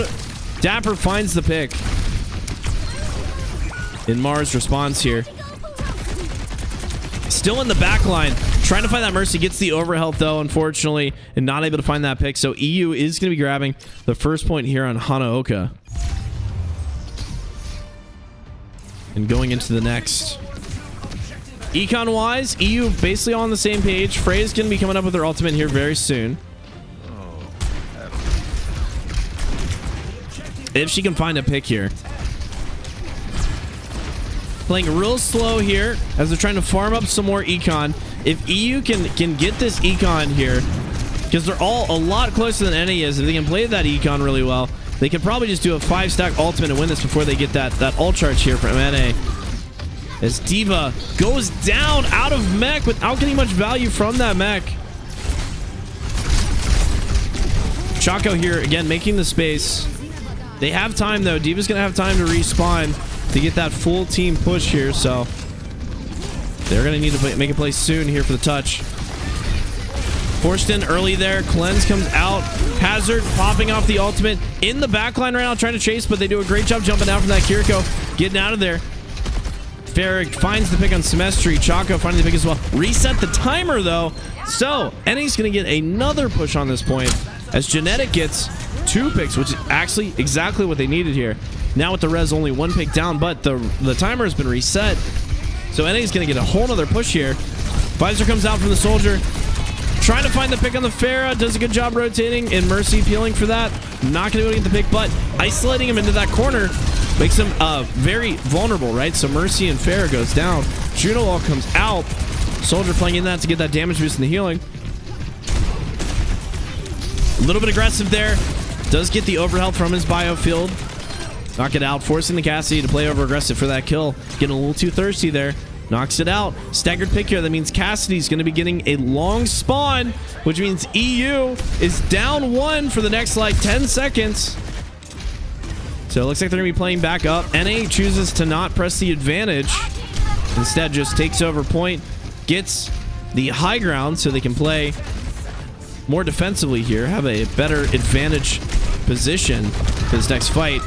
Soldier looking pretty low. Gets the biofield out. Wall comes out as well. Unit trying to hold this down. Not too much econ coming up right now. Fair trying to fight with that Juno. It's not going to pay off very well, but Dapper finds the pick on Genetic, which is a lot of their damage, and takes out the D.Va, and takes out the Soldier. As they get this, D.Va not going to be able to respond in time. It looks like this next round is also going to go to EU. Not too many secure touches here from NA to be able to get in there for this round. They're going to save that bounty for the next round. So EU 2-0 right now. Looking good for EU. Again, very close matchups here. But Dapper doing a great job securing these kills here when they need it in these fights. Again, I feel like as this match goes on, we're not seeing as much value from the D.Va as we would like to see, with the amount of mitigation that they can do, the amount of pressure that they can do. Not even the player, the hero itself feels like it's lacking a little bit of that mitigation, that pressure that they need to get that damage. But the DPS lineup looking pretty good for what they're running against with the Hazard. Hopefully, again, we'll see this scale up a little bit more going into round 3 with some extra items. D.Va not really having that much credits to buy things, so a little bit brokies as far as this. They're going to keep that multitask mod. They're going to go for solo specs, where when you mitigate damage with defense matrix, you gain shields equal to 10% of the damage mitigated, up to 100, and it resets when your mech is destroyed. So just trying to go for a survival. mainly just like a survival diva-esque kind of thing. They're going into the Mecha Z series to scale their their health pool a little bit. Freya again going into just the spam Freya build. Soldier grabbing the vanadium injection as well. And here is our EU team. The American Fusion Drive for the Hazard. Farah's now got the Blast Enhancer. Mercy with the Colossus Core, Tiki. And pack build for Brig. Now with the Iridescent Irasi. All right. Let's get in there.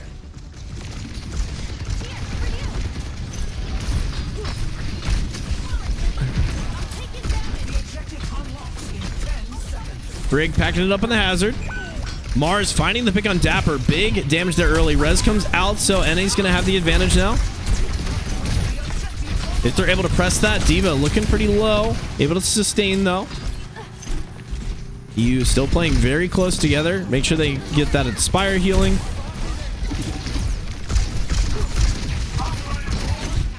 Genetic trying to find that pick over the rooftop here. Now fighting the Farah. We get some trades on the supports. Mercy going down for EU, but Genetic goes down as well. EU now up 2. And with the point flip, looking strong. They're kind of on her ultimate right now. It's going to be a big one. 86% on Barrage. Don't believe they're running Vanadium. They're not. So playing over top, using that long range here on the choke. Kind of outside of the fight though. Genetic and Mars taking advantage of the opportunity without the Pharaoh there to push in, getting a few picks here. Taking him out. Damage just absolutely shredding here. This fight, bringing it to 66% on the cap for EU. And NA trying to find the stagger pick on the Farah. Gonna pull this fight out staggered a little bit more. Econ wise, we're looking pretty good on both teams. Only thing we're really down Valk right now, but it looks like we're gonna have a lot of econ here coming up in the next fight. So gonna depend on how they use that. Hazard goes in aggressive. Needle Storm ready to go. Res out early again for EU as Mars finds that pick on Brig. Needle Storm popping off, goes in for the picks, gets 2. It's big, but the cleanse sustains, matched by the Juno ult. Diva Bomb out, ready to go, gets no one. And Hazard holding on. Deadeye from Cassidy finds no one as well. Ferris sitting on that barrage as Mercy Colossus Core res on the Hazard brings him back into the fight. This could be anybody game. Farah goes down. Still no barrage seen. Not any really good opportunities for it. As it's still NA's point, slowly being flipped. Grabs the Mercy pick though. Goes to the touch here. Juno living. Diva going in to prevent the cap. As Hazard now looking in trouble. Goes low, goes down. Barrage finally comes out, but DM is there to save it. And finally, Dapper going down here to Mars. NA not going down without a fight here, bringing the match 2-1. EU still in the lead. But EU showing up for Arena, which was a really good map for them, especially against Farah. Farah kind of weak on that map. A lot of open space for them to kind of be vulnerable to. Diva always kind of knowing where she's going to be playing means that she can constantly rotate. Pretty good choices here for that map that we saw from both teams. And it really did just come down to a big old econ fest there at the end. NA coming out on top. We'll see if that good luck continues over into round 4.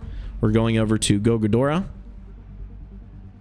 for our next match.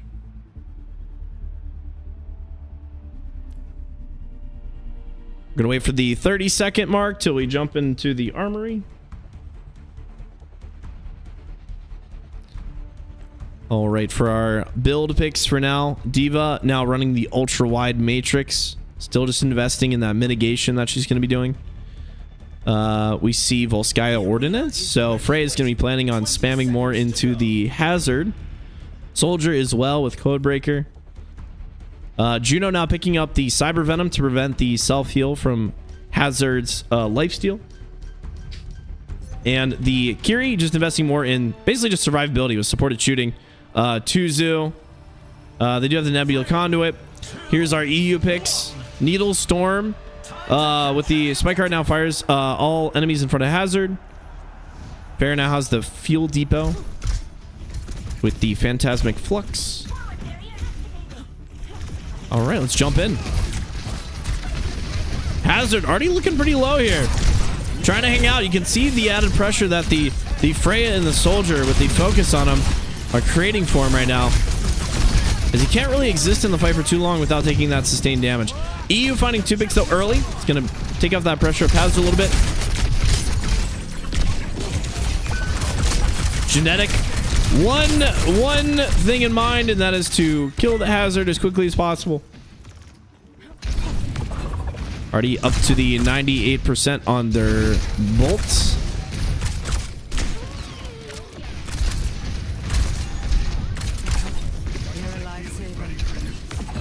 Still waiting here. As they're looking for any shots. EU doing a good job not wasting any of their resources. Taking that spam when they don't need to. Cassidy looking pretty low. Freya, plenty of spam opportunities now as they push up. Hazard ult comes out, does catch quite a few. He's able to find a bolt on the Pharah, but it's not going to be enough damage to pull this one out. We do find the pick in the Hazard, although Colossus Core res Teehee. Hazard back in the game. And Diva does go down. Bomb ready to go, though. Let's get that reset. 78%, and then he's only to get one more push here to make something happen.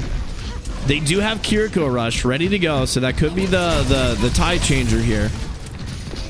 But EU has plenty of econ as well to match.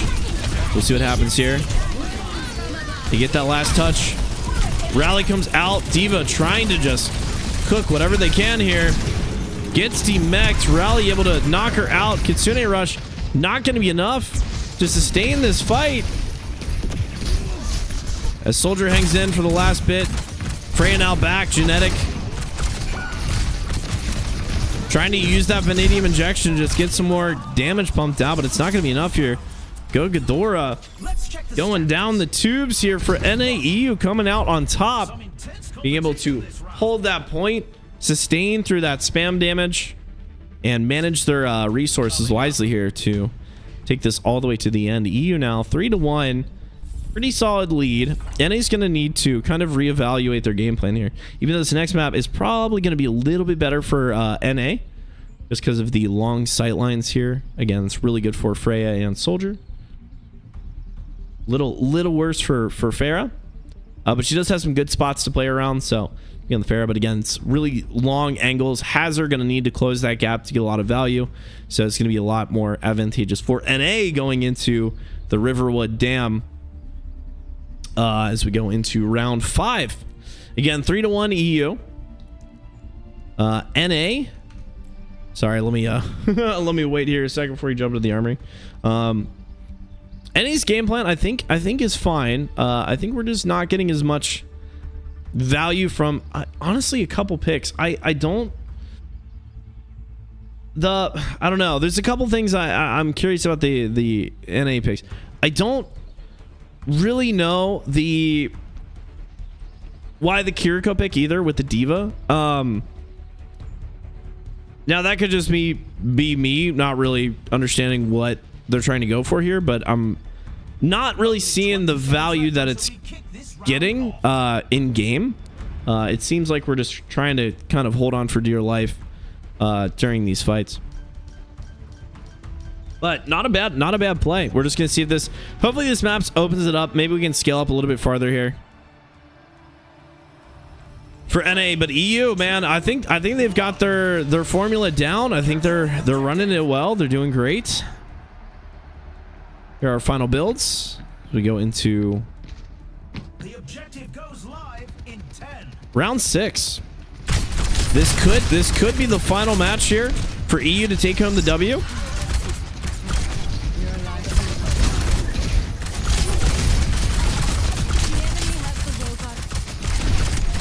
Yeah, and you can see EU is not really having too much problem with that spam anymore.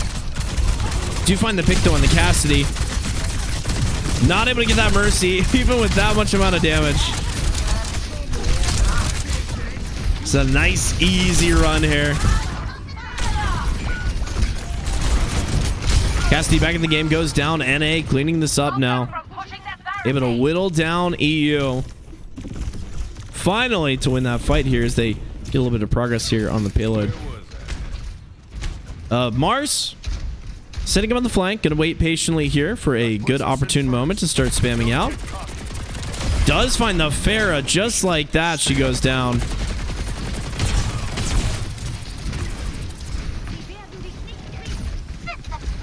Noticing that he's going to be having multiple people push him, he starts rotating back a little bit. Still waiting for that Pharah. Sees it, goes back into cover. And lives. Setting back up on the flank here. Ready to go for some more pressure. Does knock out the Pharah yet again. Again, not really many places for Pharah to play to where she'll be safe. Dapper tries to knock out the soldier, but it's not enough. Again, Mars just really holding down this abusive off angle here, forcing people to contest him, and if they cannot kill him, they're just wasting those resources trying to deny him here. We go to that Pharah here. See, she's trying to go for that off angle on the side to where she doesn't have to approach on any long angles. Give her the best chance at dealing with a soldier, but again, I don't think the soldier's going to go down to Pharah alone. Even if she hits every single direct rocket, I don't know if the soldier's going to be able to go down to her. But the amount of overhealth he has, the amount of sustain, maybe I'm wrong. Maybe I'm immediately wrong. 26 HP though, man. She's hanging on. She's hanging on. NA still with a pretty decisive lead here on Riverwood. It's going to take probably at least 2 to 3 fight wins here for EU to bring home the W. Soldier now in, gets a early advantage here. Pharah forced to play passively here to get healed up.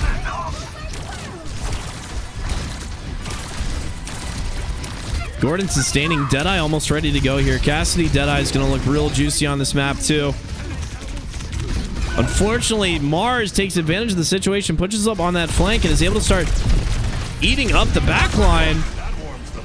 As it looks like NA is going to be able to pick apart bit by bit EU's push here until finally they're left with nothing but Mercy slowly floating off the side of the map into the abyss to bring us over to round 6. 3-2 now.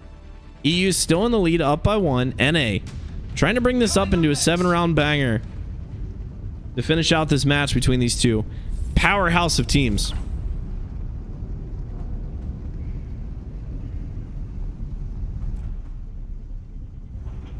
All right, going up into our round 6. We're going to be going over to Samoa. Which, depending on how you play it, I mean, I've seen this be a pretty good Pharah map. I've also seen it not be a great Pharah map. It depends on how they play this. I could see NA wanting to play in the open, so mainly on point. And I could see EU trying to play either in the high ground here on left or trying to just play really slow. So we'll either see them kind of playing right here for a while. I don't think we're gonna see them push up massively until they get an advantage to where they can take that space, or we're just gonna see EU rush up to the high ground here, play in here to where Pharah has plenty of cover without being exposed in the open too much, and then they push out from here. We'll see. It's gonna be a slow one either way. NA's gonna get a lot of value from playing aggressive and taking that space early. We'll see how they play this year. Here are builds. 3, 2, 1. This is EU. We see that we still have the Cyber Venom. We still have the Freak Foil now. A lot more vanadium injection in this game. Cassidy probably going to be holding on to that Deadeye, right? All right. And as we thought, NA takes advantage, takes the point early. Takes that advantage. EU playing from inside here to give Pharah that cover. They push out. Hazard going in a little bit separated though to try to get that space, and Mars is in the back line yet again. Not afraid to take that 1v4, get a pick and get out alive.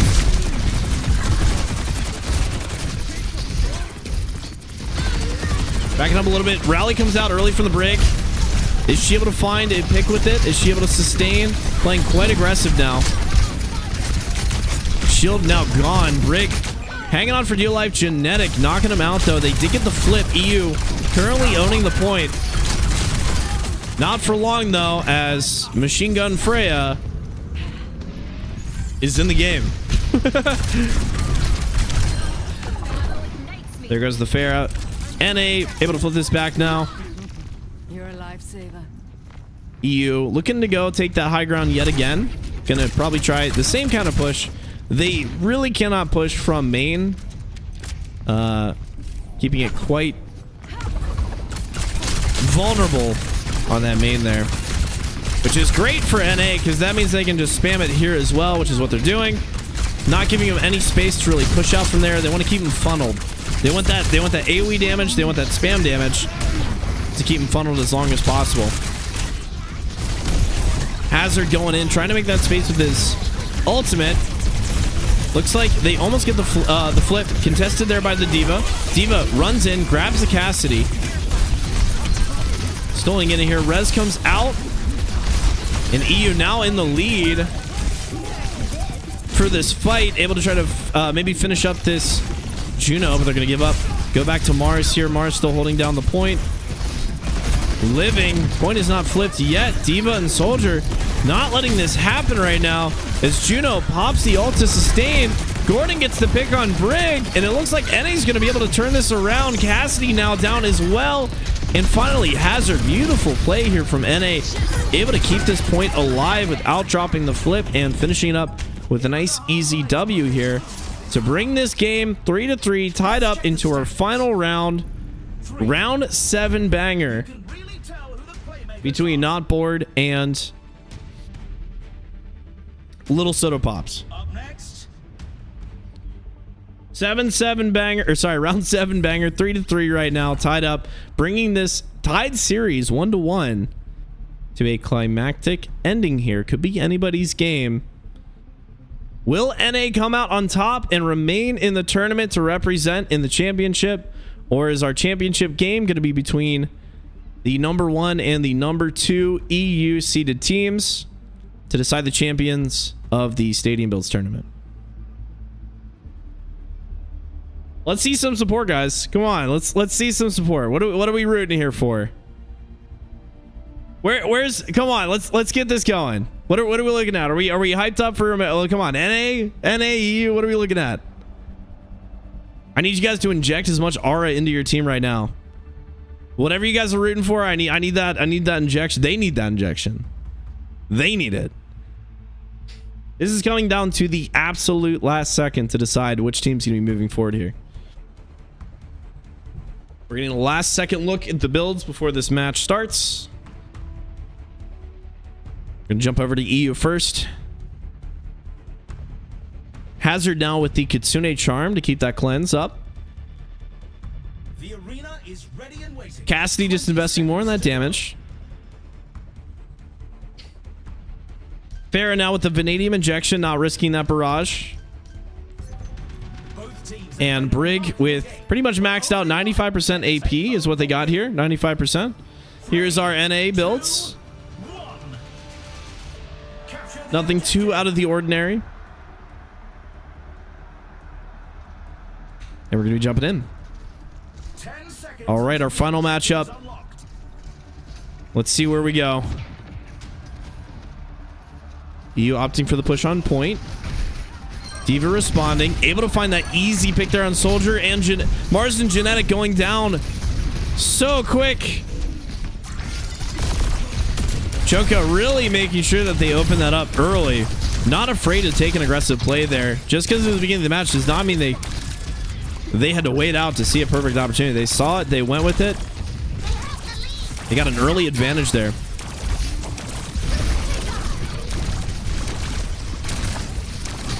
Choco going down. Gordon keeping up with the DPS. Missiles out as well. Demon taking the space. Mars trying to find a lock. Genetic going down though. Not enough support there to stay alive. Diva gets out of mech as well. Bomb ready to go though, but not enough time as Diva goes down. And Hazard also going to make it out alive. Wall there. Mars trying to get out. It looks like it's just going to be a big old stagger fest here as NA gets staggered. And EU already getting more progress here. Which also, no, we play this. Never mind. I was like, is this the third time we played Esperanza this game? Low soda pressuring this out. Kitsune Rush comes out. Mars going down to Dapper again, securing those kills. Dapper having not a problem. Deadeye out. Not afraid to use it. Diva out of mech as well. As they push up. EU steamrolling through this map right now as NA having to hang on here for the last second push. Econ ready to go. Gonna permanently be on the pressure here as the game. Juno all comes out to keep Juno up. They back up, find the pick on Cassidy. Rez comes out. Colossus core Tiki. Mercy lives. Brig goes down though. And Hazard as well. So NA not going out without a fight here. Still 3 up ready to go. It's going to take them a few fights. If they can find a really good motion here, they can bring this back just like EU got that motion on the first half of this map. NA now going to have to bring everybody back for this last fight. Looks like they were going to go taxi, but they decided not to make sure they have the hyper ring ready available for the Diva. And here we go. Hazard in now. Hailstorm comes out. Tries to find the pick. Mars caught out. Isn't gonna live. Wall out as well. As Kiri goes down. Bomb out from Diva. Finds no one as NA incinerated. Genetic, the last one on point breathing. Is not going to be enough as the final match between these two teams results in EU taking home the W and knocking out the final NA team, taking them into the final match between Cooked for the championship game Stadium Builds tournament. We'll play both teams. Solid match. Gave us the best match that we could have.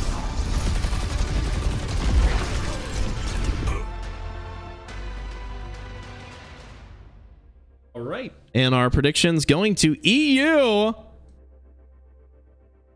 Taking home the grand prize, the full pot of 360,000 points.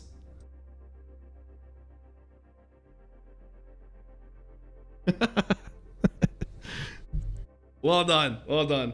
Good play. Good play. But just because the match is over does not mean we are done, guys. We are heading into the championship match here in just a moment to decide who are our Arena Season 2 champions. Coming up here very soon between Not Bored and Cooked for the Stadium Tournament.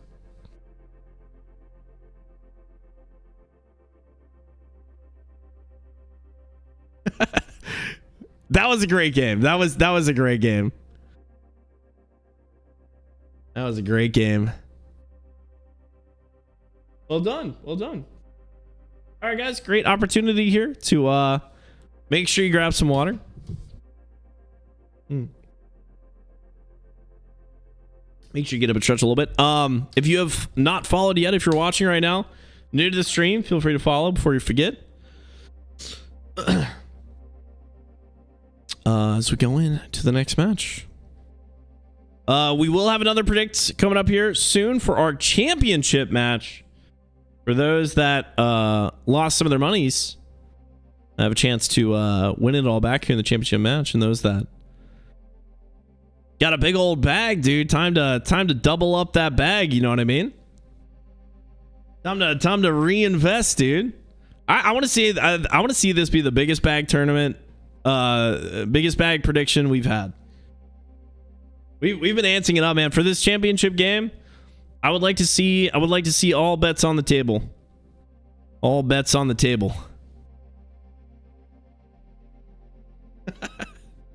Or at least a little bit. At least I'll put down at least a little bit, you know?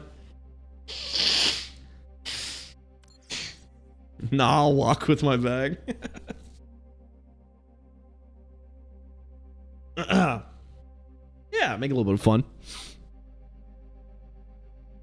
Just saying, and they got knocked the fuck out. I don't know, man. 1-1, bringing it to a round 7 banger in game 3. I don't know. They put up a pretty solid fight there, dude. I think both teams, that could have gone either way. I honestly think if NA would have gotten the lead there in the first fight, they would have won that game. Because once you control that high ground, you just get to push the entire map. So it really did come down to Choco doing a great job taking out Mars there, like in 0.01 second into that match, and then Genetic following suit there. Honestly, that moment I think decided that match. Because you basically get to push the whole map. And then after that, you get to play your econ however you want. So, you know, if you're NA at that point, you gotta use your econ early to make sure you can actually win the fight. In EU, you can lose a fight or two. Just rack up your econ and then take a really good fight and just win it. Doesn't matter if you win by an inch or a mile.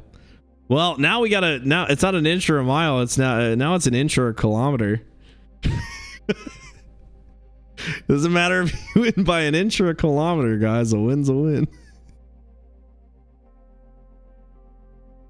Now that everybody's now all the teams are EU, we gotta talk in kilometers. What is that? Okay, have fun. I still love that sweater. I wish I would have gotten one. Yeah. Yeah. Yeah. Should have gotten one. I chose the jacket. It doesn't match anything. No, I'm good. Should be good. Thank you. Okay. Say bye to Jaden, chat. Love you too. Bye. Have fun at the grocery store. Don't forget the milk. Don't forget the squash and the latex gloves. Chat was grilling me for that yesterday. They're like, what the fuck is that grocery list? It's gross. I didn't even tell him why I got the latex gloves. For the I hate. Jaden doesn't like touching raw meat. She gets grossed out by it, so she has to wear gloves when she cooks. And we happen to need squash for curry, all right? And those happen to be the only 2 items we needed. It was very sus. I didn't realize until I said it on stream. I was like, whoa, that does sound really sus. It's a little gross. All right. NA is unholy. EU is my glory. Talk about holy. Ooh. Gotta get that squash and those latex gloves up in here. All right, guys. I don't want to say who, but a player is taking a quick shower during the break. They're taking a quick oh, they actually got that sweaty. My guess. If I had to pick, Dapper. I'm gonna guess Dapper's the one taking a shower.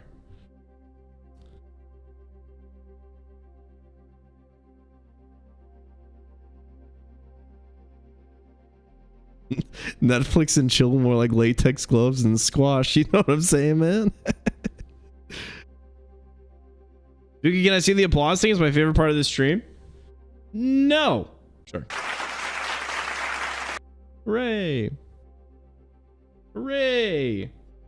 Oh, you know what I'm gonna get? I gotta remember to use this. I gotta remember to use the karate one for whoever wins this next match.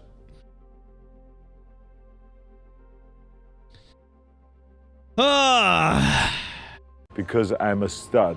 I'm ballsy. I don't take no shit from anyone. I smoke my stogie anywhere I want. I don't have to find a hideout place like you. Sorry, I just needed this. I felt like this stream needed a little bit of Arnold Schwarzenegger in it. People who play Overwatch shower? No, I think that was the joke. I think they were baiting. They're like, just kidding. Stream needs to be faster.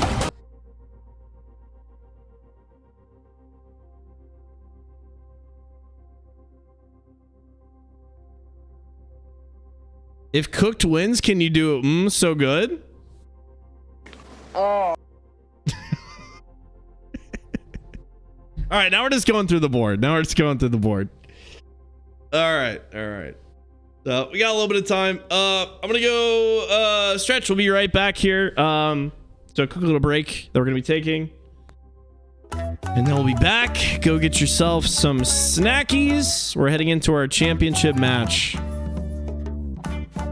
the final, the Grand Cajone, the big PP match.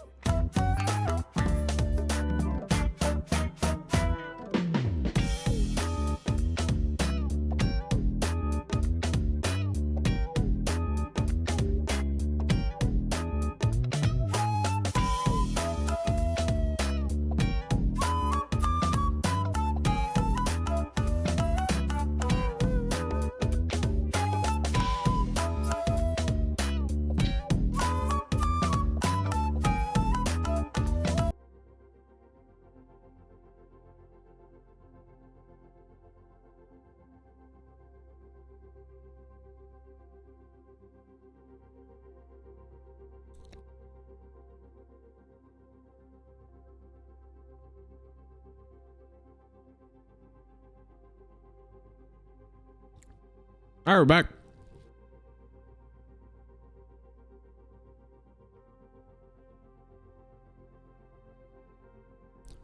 Are you ready?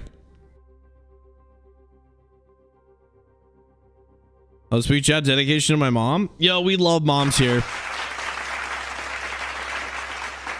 We love moms. I love moms. All right, bro, chill. Now it's getting weird.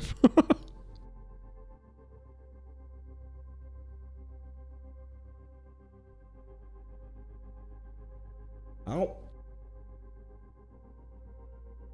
Eating a banana, that's a fan service moment for wife.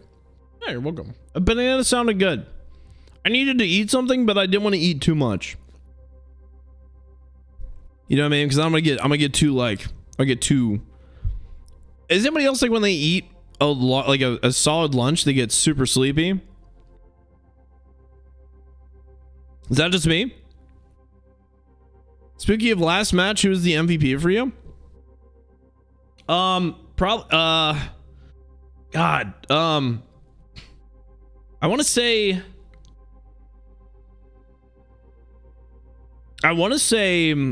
Choco, honestly.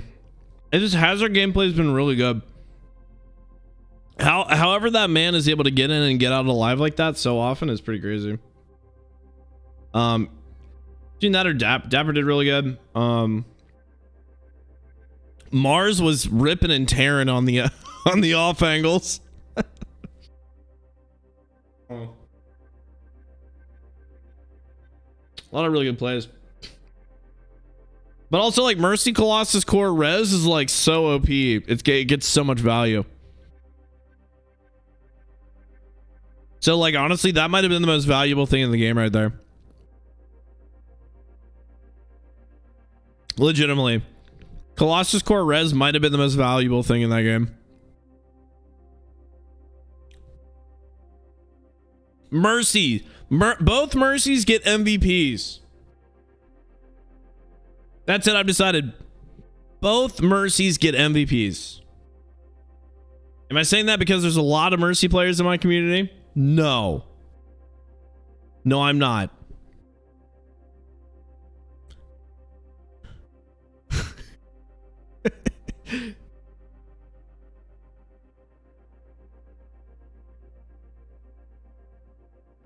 Might be blushing. You play great. You play great. I was watching quite a bit. Those are good plays. The decision making on when to go in hard and when to play passive was on point. Thank you for the glaze, Spooky. Anytime. Anytime, baby. Anytime.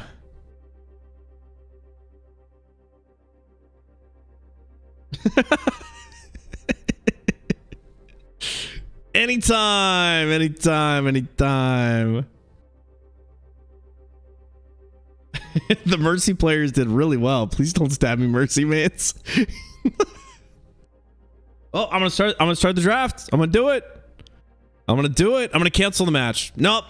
Championship's canceled, guys. Canceled. The fact that they trust me with this much power is crazy. I'm gonna touch it. I'm gonna touch the button. I'm gonna do it. You know what? I've decided we're moving this match to next week.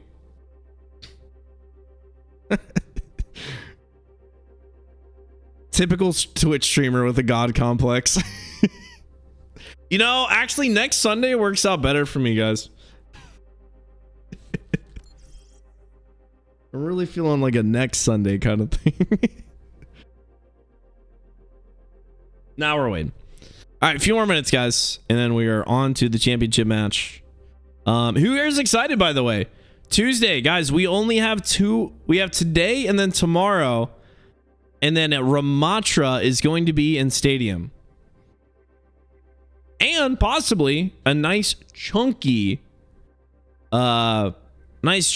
patch notes for Stadium. I don't know. I've got high hopes. I feel like we're gonna get another new map. Speranza? Yeah, Speranza was no, Speranza. That was our new map, right? We got that this season, right? I believe. That was pretty OP. Or no, we got that. I think that we got that last season, right? Am I tripping? I would love to see another game mode. Whatever they're doing, man, just keep it up. Just keep it up. You give me drip feed me that good shit, dude. Give me some of that Stadium maps. Give me some more global items. I'm fine with just Ramatra being added, but I am holding out hopes. Even though a lot of people say that the gameplay reveal trailer for Sierra was just showcasing like desert-ish maps, so that's why they had it. If you guys notice on the gameplay trailer for Sierra, the first reveal on her, she was playing on Powder Keg Mine, which is a Stadium map. And Road Dogg was in there too, so I'm thinking, we're hoping maybe we might be seeing some Sierra / Roadhog at the beginning of the season, if not at the mid-season. Would be kind of insane. But I've got, you know, it's a pipe dream. It's fine. It's fine. Your boy's just praying. Praying. Some of that content. We got Saransa this season with Deta. Okay. Yeah, I was thinking, it makes sense that it would drop. But I was like, I feel like we've had that map for a while. Like longer than a season. But I guess I'm just tripping. I haven't fallen off the map enough times yet, you know, to really be real with me, guys. How many times have you fallen off the map in Saransa on the first point? In those little side things with the water. Be honest. How many times have you fallen off that map? I'll go first. At least 5.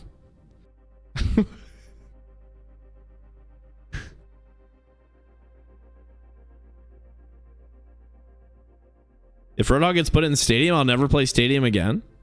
I don't think Roadhog's going to be that bad. There's counters to it. Like, if you're worried about hook one shot, grab Iron Eyes. Grab Iron Eyes in the mid game and then grab Divine Intervention in the late game. You know? Or Overdrive Core. That's an easy one. If you haven't fallen off the map on Saransa, you haven't played Saransa. That is true. That do be for true there, bro. None, cause Lucio. Oh, we got Lucio. We got Lucio players on those. Okay. I'm the one who throws people off the map on Saransa. What do you get? A Doomfist player?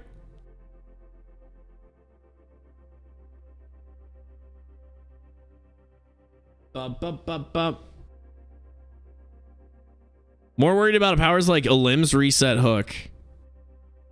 Oh gee. Oh god. They probably would do that too.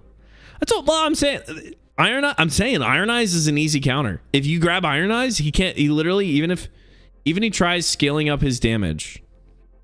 If you grab Iron Eyes and like one other survival item, no, you'll be fine.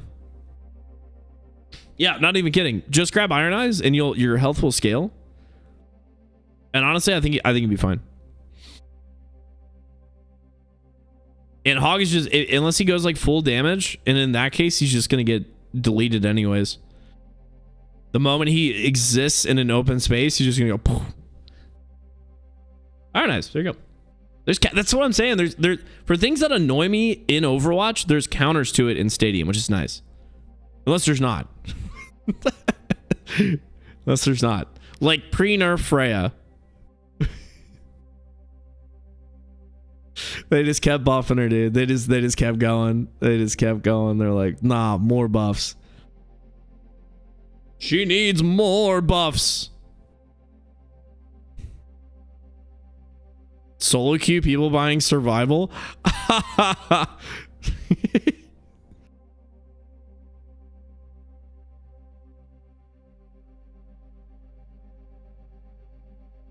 All he has to do is find the person who refuses to build a counter him, and then your team is always short one person. Yep. That's true. That's true. But if you play, I mean, I don't know. There's thinking you can play around them, you know. We'll see. I don't think it's gonna be as bad as you guys think. Hog is very vulnerable. I think Stadium is gonna exacerbate him not having any mitigation. Any shield. Literally nothing. No armor, no base armor. All of a sudden, Reaper's really good. You know? Alright, guys. Draft has begun. Let's see what we got going on. Banned maps are Arena and Thames District. I love Thames District. Shit.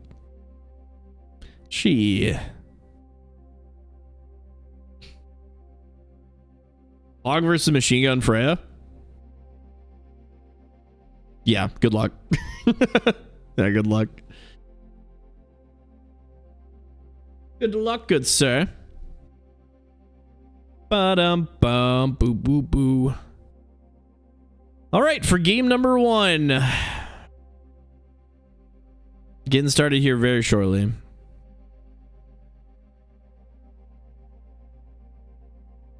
Stadium Hog might have some funny melee build potential. Yeah, I could do something like that. Telling you, he's gonna have a grapple thing. Hog is gonna have a grapple.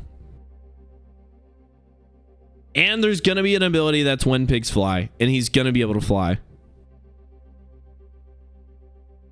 That man's gonna be able to fly and have an extended hook.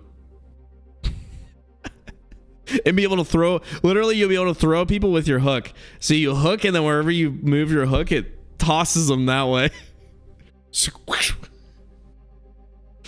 Oh dear God. Oh my God, can you imagine? Your hook now moves, like you can whip people around the map with it. Oh, that'd be funny.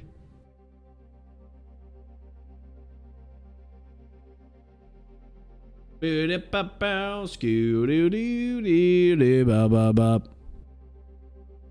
power where it goes through shields and it can't be disconnected or CC'd. God damn, dude. We'll see. We'll see. I think they're aware of people's reservations on the hook thing. I think they might play around a little bit. But like that's his defining characteristic. So I don't know if they're going to be able to ignore it, but they'll keep their eye on it, I think. I mean, that's all Hog is. Hog is a hook. That's it. He's hook. That's it. It's like Widow, you know? Widow is the one-shot hero. That's all she does. She shoots things and kills them in one shot. That is all she is. 0 utility. 0 econ.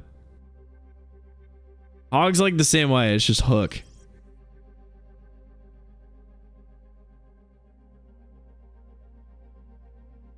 Maybe they have the triple hook from last year's April Fools? Dear God, man. I don't know if you'd want to do that. I don't think you want to hook 3 people.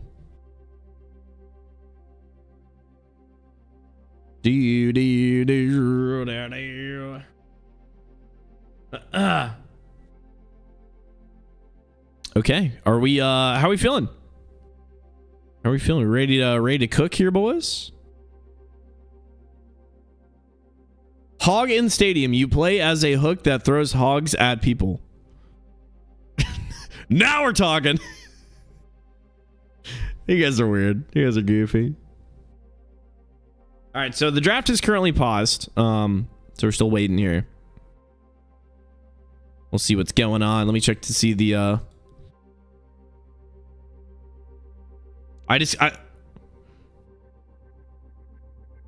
not board Discord for drafts. Y'all are winners. Ban first gang. Double it and give it to the next person.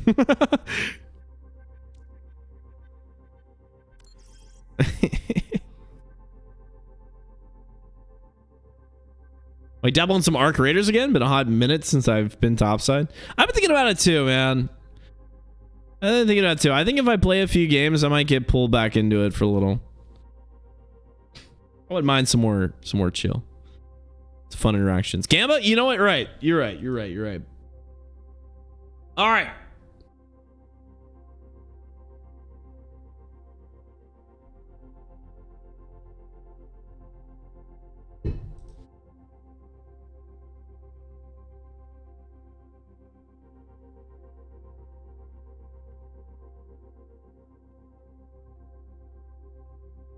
Okay, so you guys will have 10 minutes.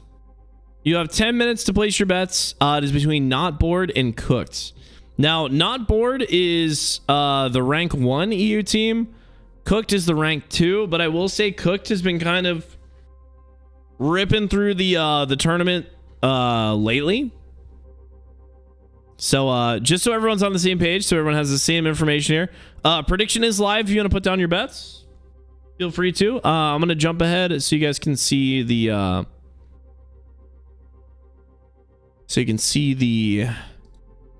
thing here. This is our bracket so far. This is the final match. This was our losers bracket. This was our winners bracket. Cooked has won. Obviously, there are 2 matches here. Last time they played against Not Bored, they did win by 1. And they're going to be facing him again here in the final match. So this is our information. So things stat-wise for the tournament, Cooked is ahead. For overall, seeding-wise, Not Bored was ranked 1, Cooked was ranked 2. So this could be anybody's game here. Predictions are live. These are both EU teams, so whoever you guys would like to vote for here between our 2 teams, feel free to put your points down on who you think's gonna rip through this one for our final championship match.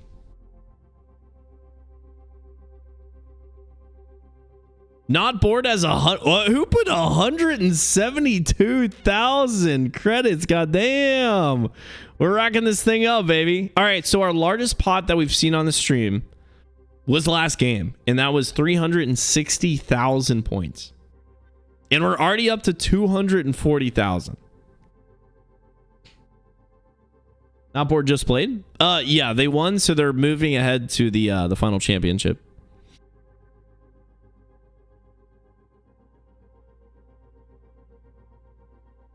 Is there going to be a bracket reset if Not Bored wins the first best of 3?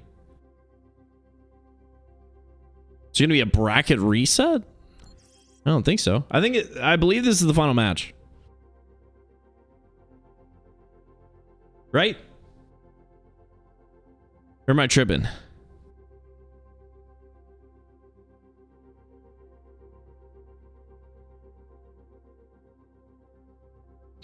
$420 points for Cooked. Slay. All right, it's looking juicy.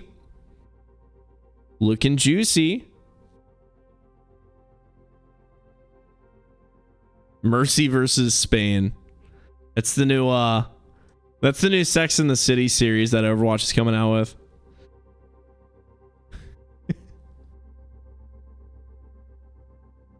Mercy in Spain.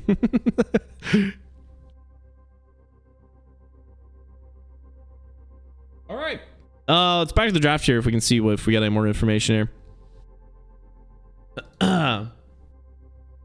All right. Draft is still paused, so we are hanging in here.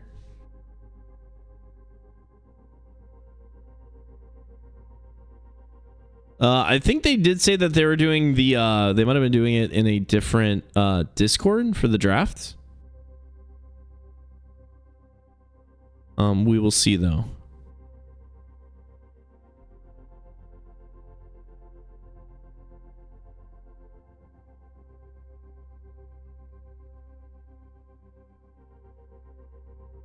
Little disagreement about who bans first. Oh. And 4. How about the streamers get to decide what heroes are banned? I'm kidding. Freya.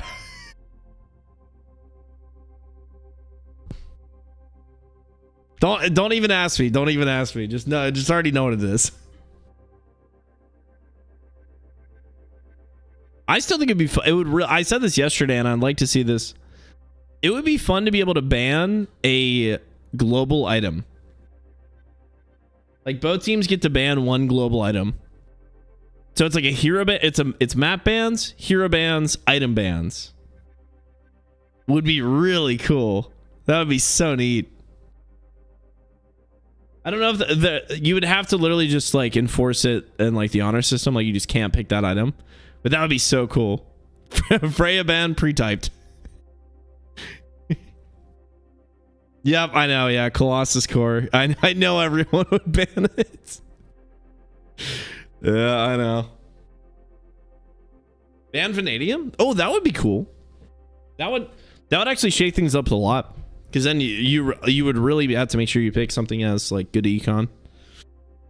So I'm saying that would open up a whole new lever for customization for games. I think an item ban one would be really cool. Yeah, we'd see Vanadium, we'd see Colossus Core, we would see maybe Cyber Venom.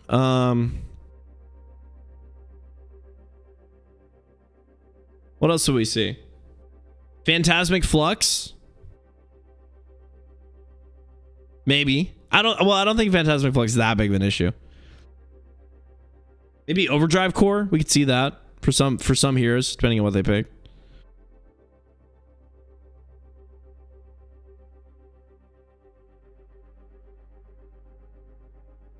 All right, so the draft is back and ready to go. All right, let's go.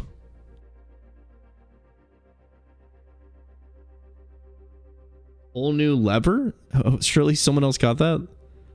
What did I say? Did I say lever? I said lever. Cushion padding. Well, if you ban cushion padding, then you can still grab what's it called? Kitsune Charm? Right? Yeah, that's what I was saying. Probably I'd probably ban Kitsune Charm. So if you're gonna have that, you are locked to cushion padding. You don't get to scale that. I feel like Vanadium will get nerfed regardless because they're go against the game's design philosophy. I kind of agree with that. I feel like Vanadium being yes and no. The only reason I would say no is that if you're playing your favorite hero and you are so counter built by the enemy team that you literally don't get to use your ultimate without dying, it's nice to know that there's at least an item that it's like, okay, well, at least I can get some value from that scenario. You know, when I'm playing Mei and they're running Freya, Mercy, Pharah, like Juno and whatever you want to say, JQ or any kind of high mobility, Orisa, you know what I mean? It's nice to be like, okay, well, at least I can grab Vanadium, you know? That is nice, but I do think like a slight nerf to Vanadium would be good. Or at least like change it in a way that doesn't just like,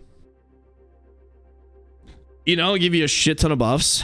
Like maybe it turns your ultimate into like a big defensive ult, you know? Like you instead of your ult, when you press your Q button, your ult doesn't go off, but you get like 400 shields, you know? So you can use it as like a support ult. Or turn it into a Lucio beat. Turn it into a Lucio beat. Lucio beat. Although then you would have heroes that can charge up their ult really quickly and just constantly Lucio beat.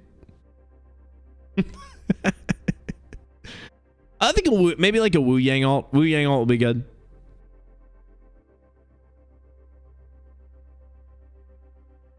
They make Vanadium only 75 HP instead of 100. That's fair too, yeah. Yeah, the HP scale is pretty crazy.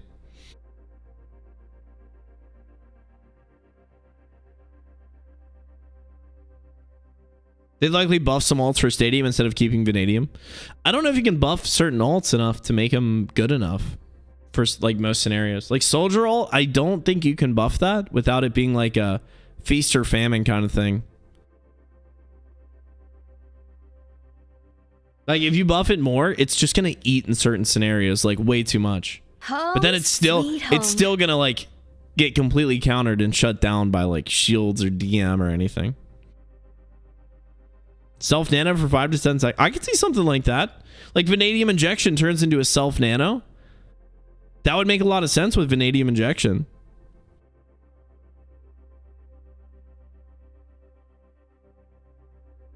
That would make a lot of sense actually.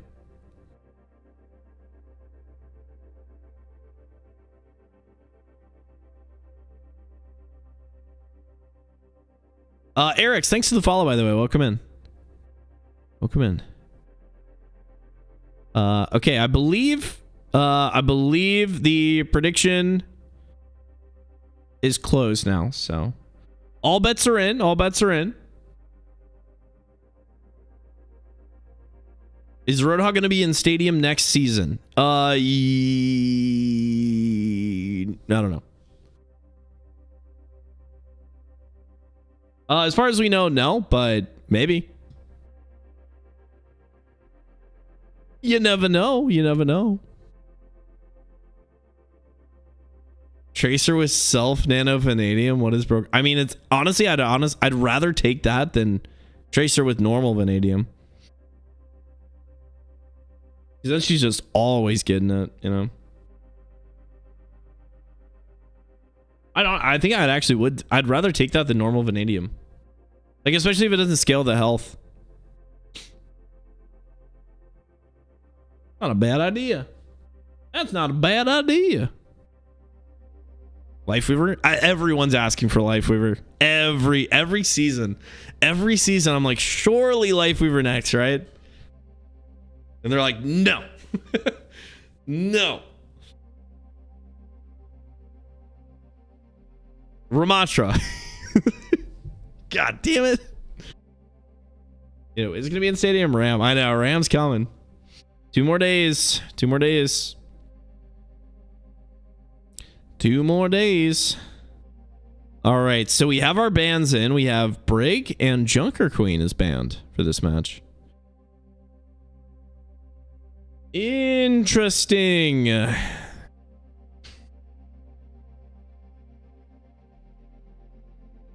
That scares me. I know he could be. I think he's gonna be strong. I think he's gonna be strong out the gate. And then they'll probably tone him back a little bit. I kind of feel like he's gonna be a little bit like Hazard. You know what I mean? He's gonna roll out a little bit like Hazard did. You know. He's gonna be slop. He's gonna be slop for a little bit. They'll tune him back. But at least we get to play a bunch of Ram. I don't mind Ram being a little OP for a little bit. Everyone kind of like playing Ram. Codebreaker would be really good against him, at least.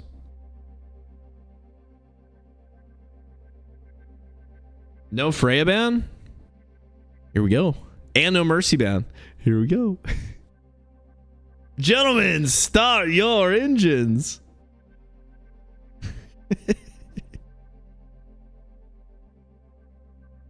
We're getting in there. All right, let's see if we got any update on the lobby. Okay.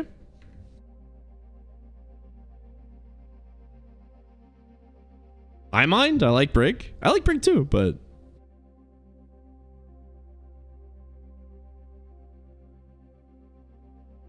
okay. Without giving away my guesses, I don't want to influence any. Well, I'm not going to influence any team decisions. They already know what they're playing. My guess for you guys is we're gonna see. Because I've seen both teams run. Oh, actually, let me see. I've seen both teams run a lot of Queen. No, I saw Cooked run a lot of Queen. And Soldier. Mercy. I think we're going to see... This is my guess. We're going to see Mercy, Soldier. Hazard. Cooked is going to play Mercy, Soldier, Hazard.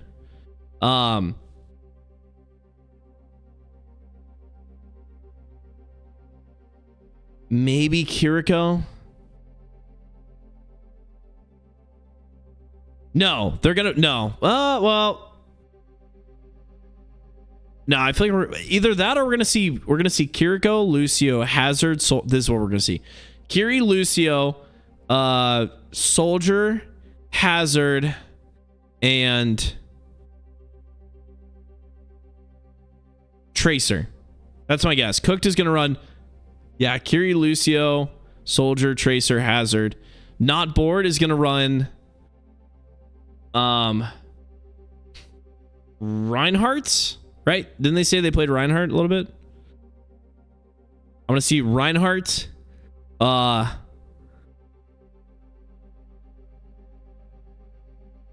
God, what? Reinhardt, Juno. No. Right, Juno.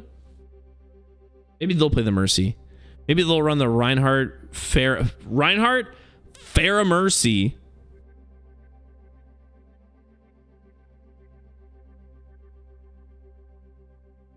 Juno and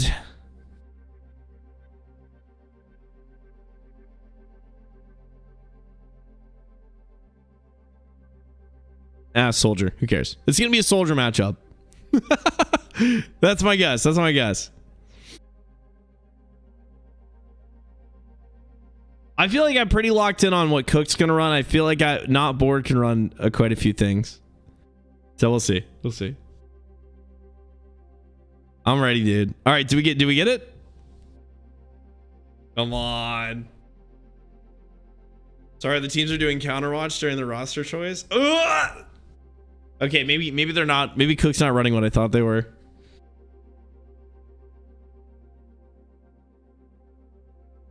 I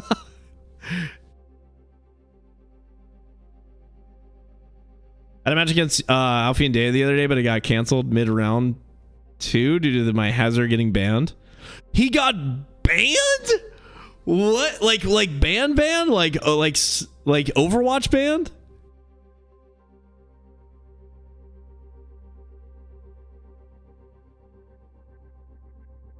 Or like tournament banned?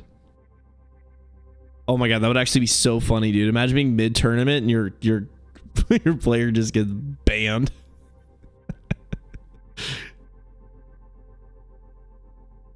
God, that'd be hilarious. The match got canceled due to a cheater screen and everything. Oh my god, dude, that's crazy.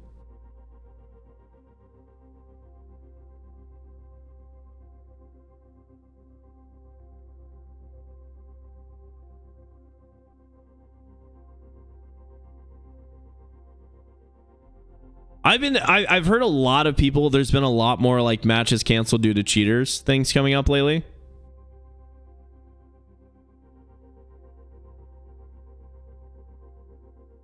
So wait, your Moira is cheating? Okay. I'm not gonna lie, that's probably the first time I've heard about a Moira cheating and getting banned.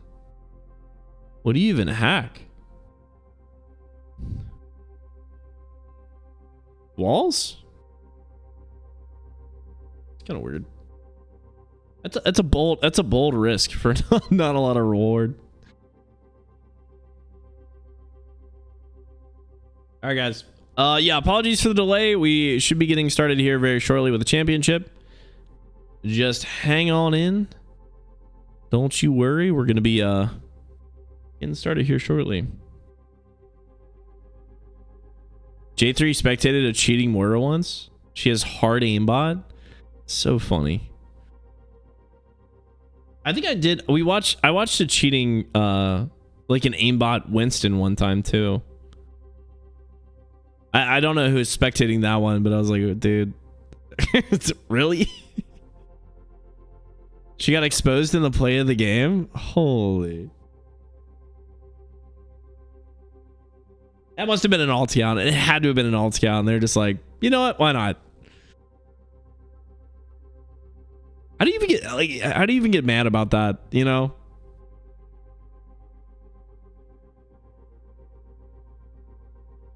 We done. Oh, we got our lineups. No way. Hold on. Almost predicted. Hazard, Soldier, Lucio, Kiri, and if I see a Tracer in here. Oh my god!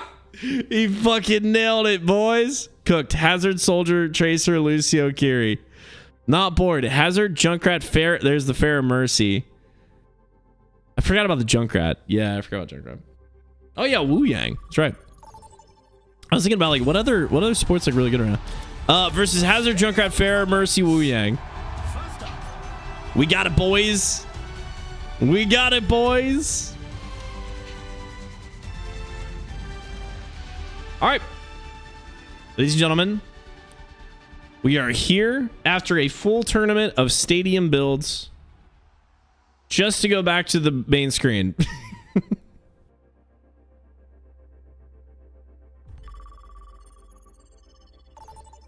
You think Funny but Chain Lightning would be going crazy?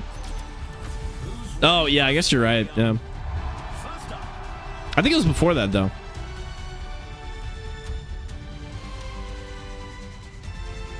All right, let's try this again. Hello, everybody. Welcome to our championship match. We have reached the end of our Stadium Builds Tournament Arena Season 2.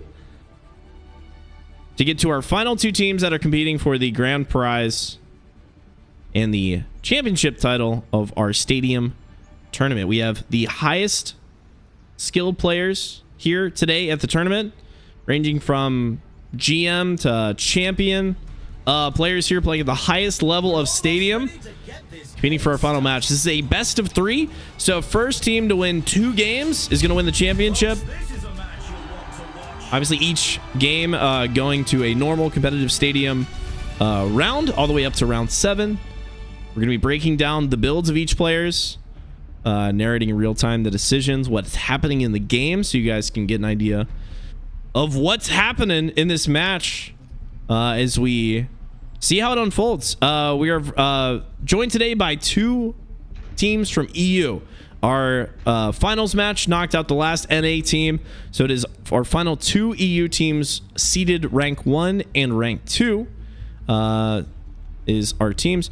On the left, we have Cooked. On our blue team is Team Cooked, and on yellow is Not Bored. They're gonna be running our teams today.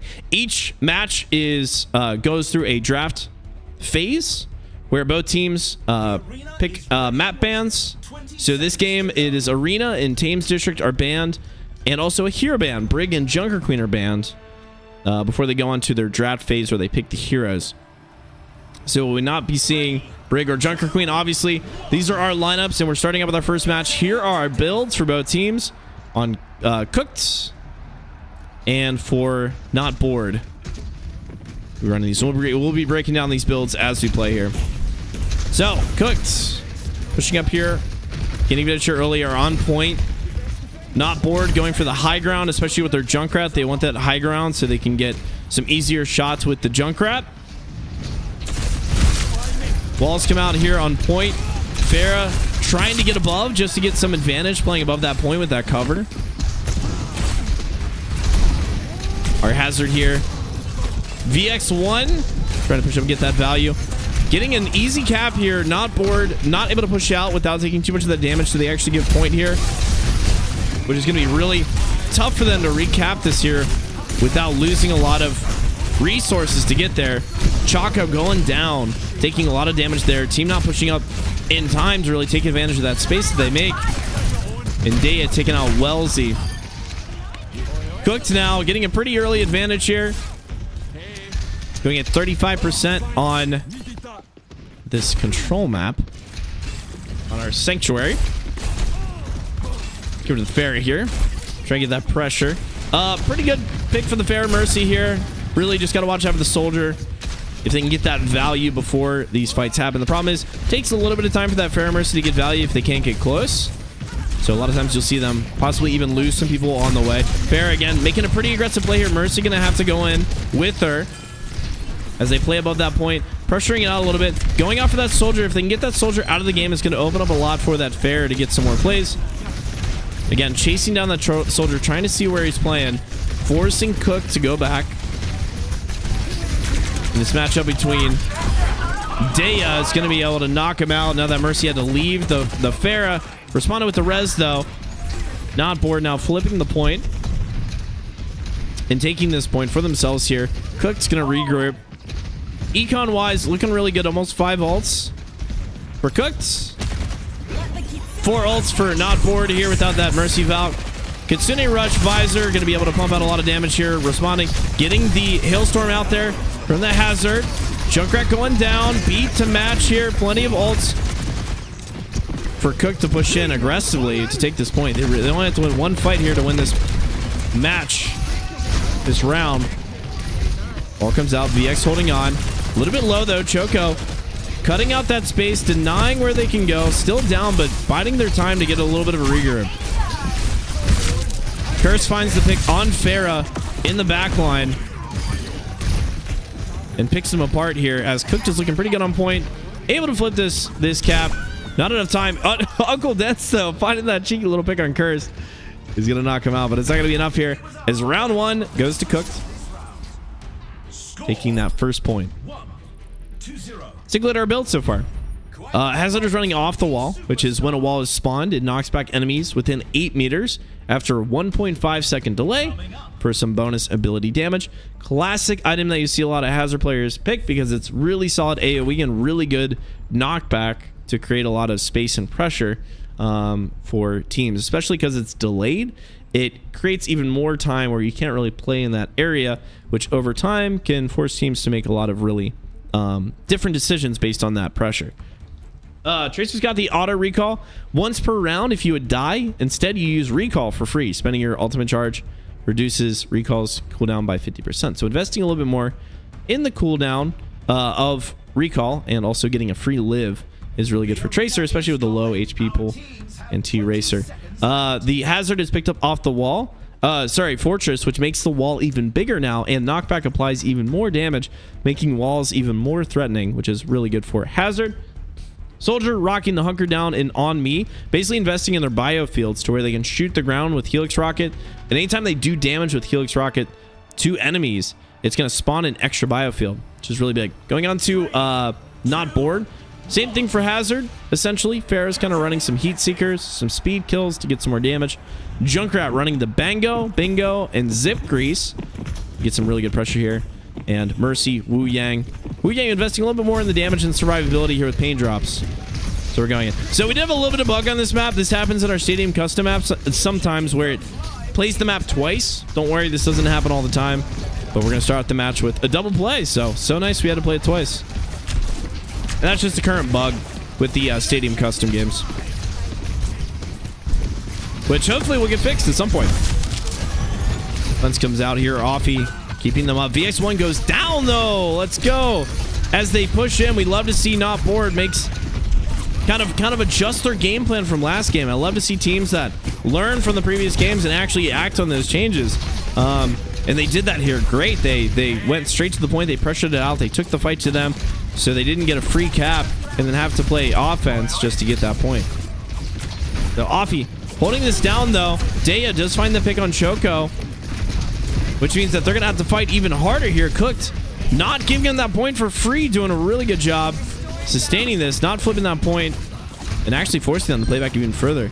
A lot closer from Not Bored, but Cooked is just on it when it comes to that point cap here, wanting to make sure they get that early round advantage. And a lot of times with these cap points, just because of how short the rounds are, the team who caps first has a really strong advantage when it comes to econ for the rest of the game, because you can lose a fight, still basically get to 99% territory and be able to save your econ and take a full econ fight to win it, which is what we see a lot of times here. VX1 going down, though. Not Bored coming in, pushing in, taking advantage of that point, pressuring Daya back. Daya now forced to run, but he gets 2 picks on the Farrah and the Mercy. He's running. He's trying to live. He gets the Mega. And Cooked, again, doing a great job living here. Even with Not Bored getting that advantage earlier on. 2 people going down, though, means that Cooked is going to be able to hold this point. No problem, forcing this into a last fight territory. Now, econ-wise, Not Bored is getting a little bit more econ here, but VX1 is going to be close to his Hazard ult, which is really good AoE, especially for this map, to put a lot of pressure on teams. Soldier still pressing this out. Day has been doing a great job zoning, really locking down these shots here. Kitsune ult comes out now, pressuring with the visor, trying to focus the Mercy down. Choco goes down. Daya, VX1 popping off that Hazard ult and finishing it out for round 2. Bringing it 2-0 right now. Cooked in the lead, pretty decisive here as we go into round 3.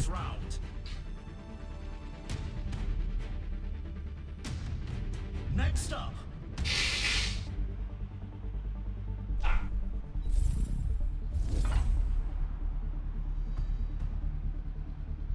Ooh. All right. Take a look at the builds we got so far here, going over to Not Bored. They're rocking the Skewer Balloon, which increases the spike guard range on Hazard, like we were talking about the Heat Seekers, which has a primary fire locking onto enemies after your jet dash, and speed kills, increasing your weapon damage and move speed and attack speed. Or sorry, increasing your move speed and attack speed anytime you do damage for a stack up to 6 times, which can give you 30% move speed and 18% attack speed at full stacks, while direct hits grant double stacks. That Junkrat Bingo Bango just getting a lot of direct impact with your primary fire. Zip Crease making Junkrat basically into a hit scan is really, really a staple for Junkrat players to deal some damage. It's really easy to snipe essentially with Junkrat in this game mode. Like we're seeing Mercy now, round 3, grabbing the Colossus Core, which basically means she's going to be able to res and be unmovable while she's rezzing, which basically guarantees the res. Big investment for Mercy, but big payoff when she gets those reses.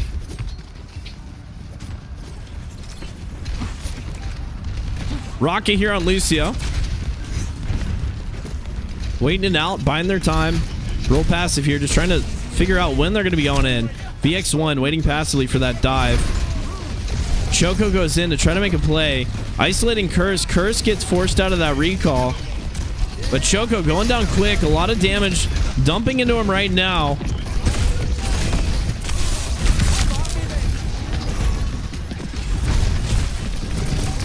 VX1 holding this off. A lot of really good Hazard plays we've been seeing from VX1 in this tournament. Good positioning, good plays. Not a super aggressive player. Knows when to go in, knows when to get out. Choco isolated, goes down finally. Curse finishing up that play here, pressuring Farah. Farah trying to run out without a Mercy to help her. Goes down real quick here as Cooked. That's their first fight. Now with the first fight in the bag, high ground on Esperanza here, super valuable. Really good to finish up the second half of this map here. Dea especially going to be able to utilize this high ground really well. As Notboard pushes up from spawn. Again, Choco in, a little bit isolated and a little bit low, but Dea going down quick. Gets trapped. Enough damage to take him out? No! Almost dies, but lives miraculously. Kitsune Rush comes out from Offie. Pushing it out, plus the Hailstorm Curse, finding the pick on Junkrat. Junkrat Martyrdom kills her, though. And the barrage match with the Hazard ult. B comes out to sustain. Raka keeping him alive. Cooked. Staying in this game for a little bit more, but VX1 does go down here. Farah chasing Dea again, trying to knock out this big pressure. But Soldier, especially in Stadium, just has so many sustain options. Really hard to take him out without some extra support there. Not bored now. Pushing that payload back a little bit further, trying to get the lead. Really good opportunity. Zoning Dea out so they can push out. Take some really quick damage here, though. Hitting that really good Helix Rocket. Not bored. Almost getting the lead now. Inel trying to hold on. Pressuring any flankers they can. No Mercy pocket right now.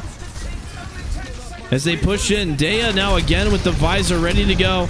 Wu Yang ult comes out. Choco trying to push up and make that space to get that cap. But they're not letting them push up. Holding that choke. Really good strong choke here for defenders. Attackers really got to push through. Take that high ground. Play slow here till they find that pick. Choco sustained really well. VX1 looking pretty low. Cleanse to help sustain though. And VX1 ult comes out. Hazard ult. And right at the end here, Barrage still holding on here. Uncle Den's trying to pressure out, get some picks. Res comes out on Choco though. Could turn this fight around. That they have the sustain now. Tired to finish it up. One pick could really change the tide. Gets nobody. VX1 still holding down. Finally goes down. Choco popping the ult here. Can he find anybody? He doesn't. And he goes down as well. Match with the beat. Raka holding it down. Just to bide some time for their Hazard to get back. To hold this down. They're going to need their tank to help sustain this out. Alfie goes down. Day gets a pick on Wellesley. Day gets a pick on Farah. And looks like Cooked is going to bring up a 3-0 lead here at a nail biter here on Esperanza. Doing a great job holding that. that play there, that constantly under pressured. Not Bored doing a great job finding the picks, but they cannot get the team wipe, and Cook doing a great job contesting that payload the entire time, so nobody can really push that payload far enough to get that advantage. And just like that, all they need is a couple picks to seal the deal and bring home the W there. 3-0 here. Cooked taking a pretty decisive lead here. First game. Let's take a look at their builds. Hazard still running the wall. Obviously, Needle Storm. Spike Guard now fires at all enemies in front of Hazard. So he gets basically, it's basically a multi-shot is what he's going to get for his Needle Storm. Comboed with Cyber Venom, this reduces healing to anybody that he damages with his ability damage. Reduces their healing by 30% for 3 seconds, like a mini anti. We've got Bird's Eye Blade to do increased damage to airborne enemies. Now, Tracer is grabbing Vanadium Injection. This is a really big buff. Anytime you don't use your ultimate, if you hold it at full charge, you get a big old stack of buffs. Really strong for a couple of heroes that their ultimates aren't super strong in Stadium. That includes Tracer, that includes Soldier, and you'll see both of these running them right now. Also, she's running Bullet Time. This is a temporal field that reduces projectiles by 95% speed. You'll see this later on. Looks really cool if you've never seen it before. Really cool item for Tracer. We go back in. They are already getting pressured out by that Pharah.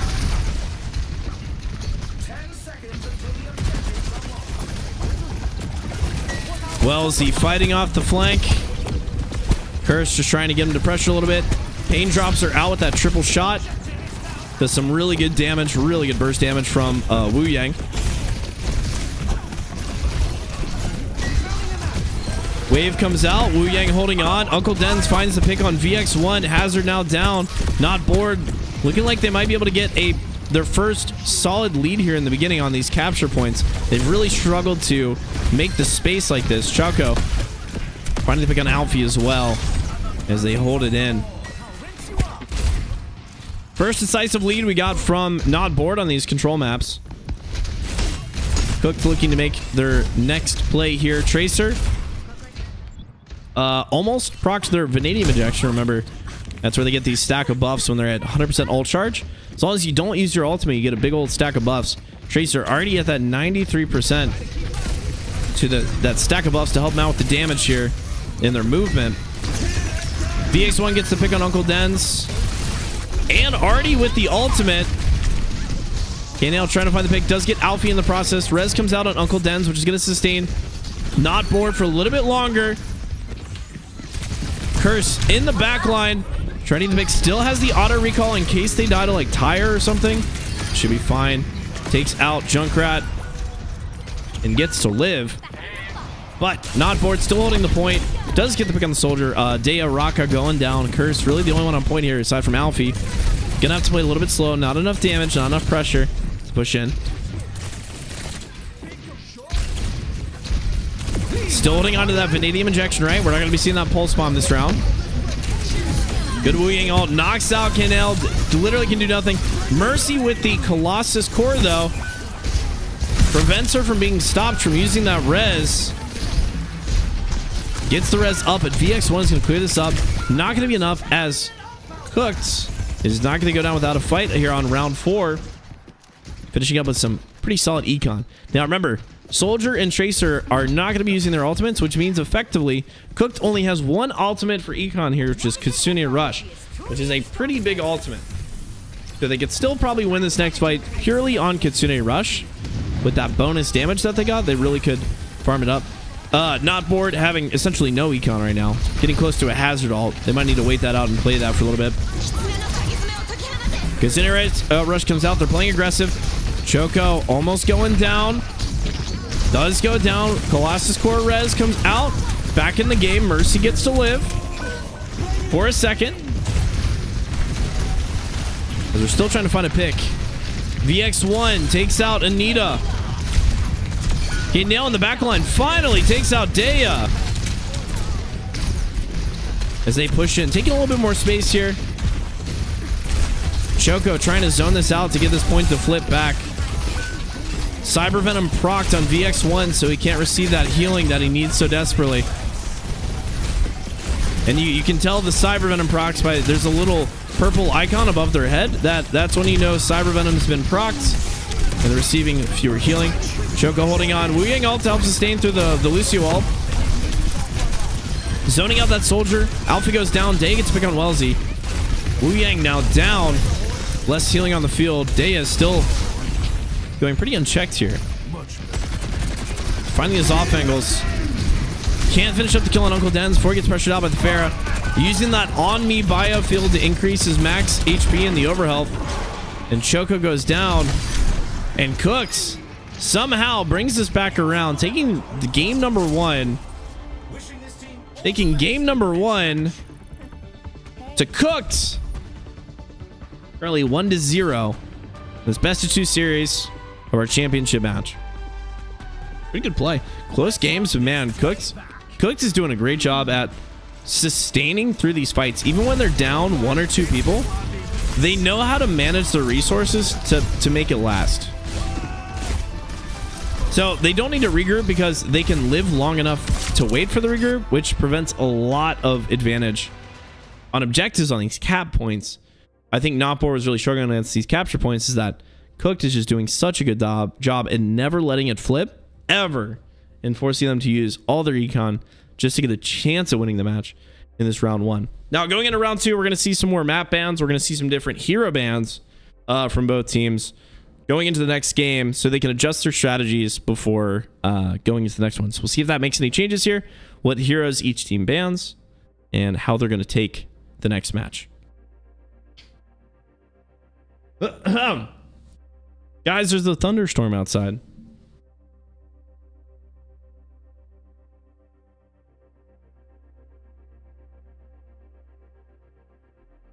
Wouldn't it be funny if my power went out like right at this last match, or possibly last 2 matches? I shouldn't be presumptuous. Resources are for losers. Yeah, resources are for losers. Solid play from both teams though. Well done. Can you guys hear that thunder? It's loud, dude. I'm telling you, dude. Guys, if this stream randomly ends at some point, it is 100% the power went out.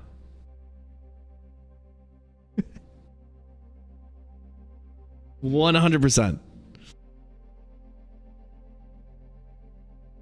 Power is very finicky here. I moved to Texas and I'm surprised that my power goes out randomly.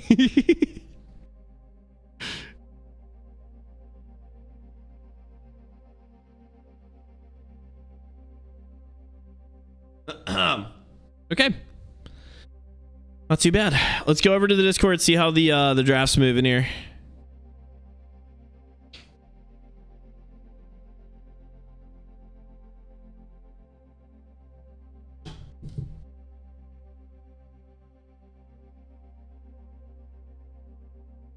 I don't even pick perks, so I have more time to strategize. That's brilliant. That's brilliant.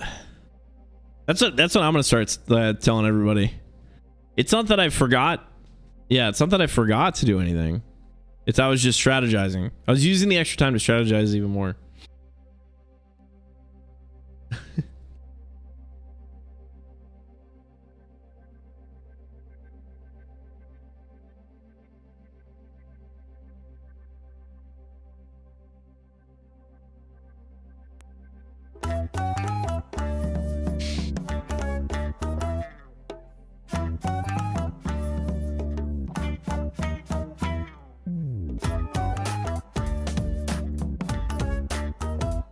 Ooh.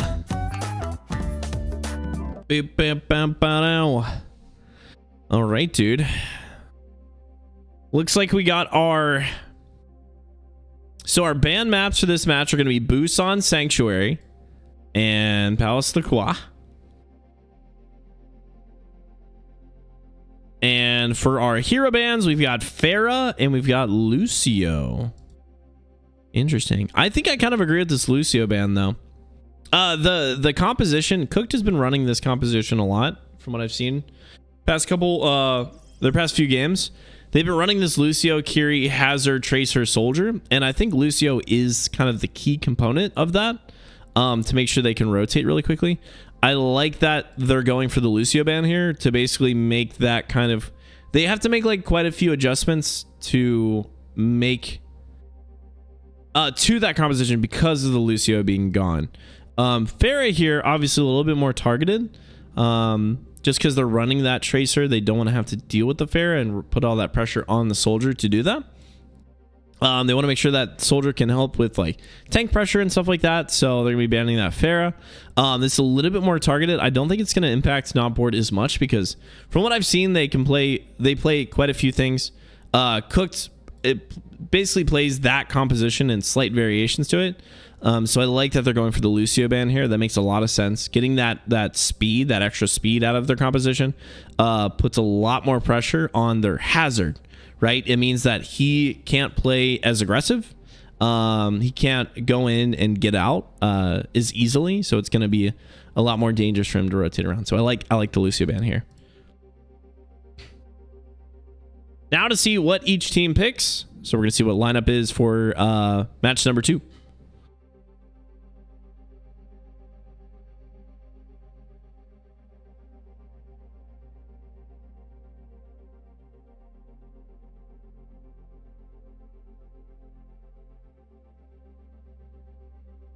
Oh, what's up, Mr. Chow? How you doing?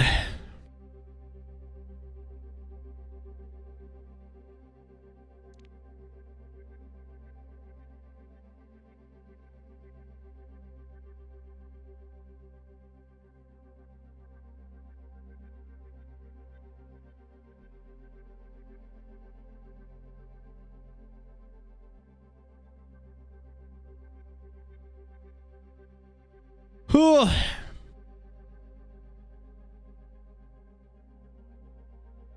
Yeah, I think the big... So, like, Lucio, Kiri, Hazard, that core is, like, really strong.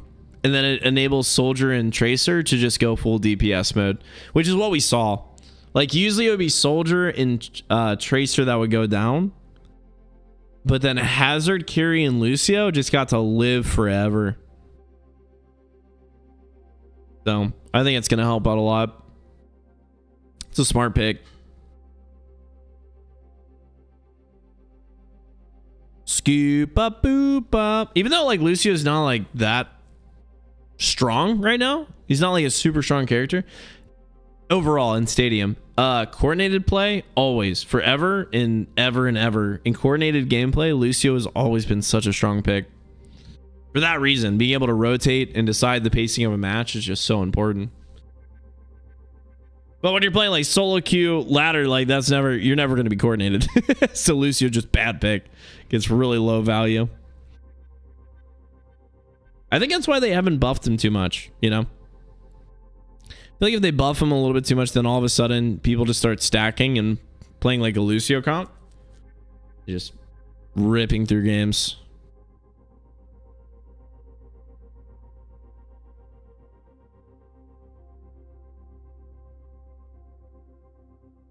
Boo-doo-boop-boop-boo-scoo-doo-doo. What's up, Savior? Yo, I'm 5 hours off of my first 1,000 hours in Overwatch. That's a lot of hours, mister. Jeez, mister, that's a lot of hours.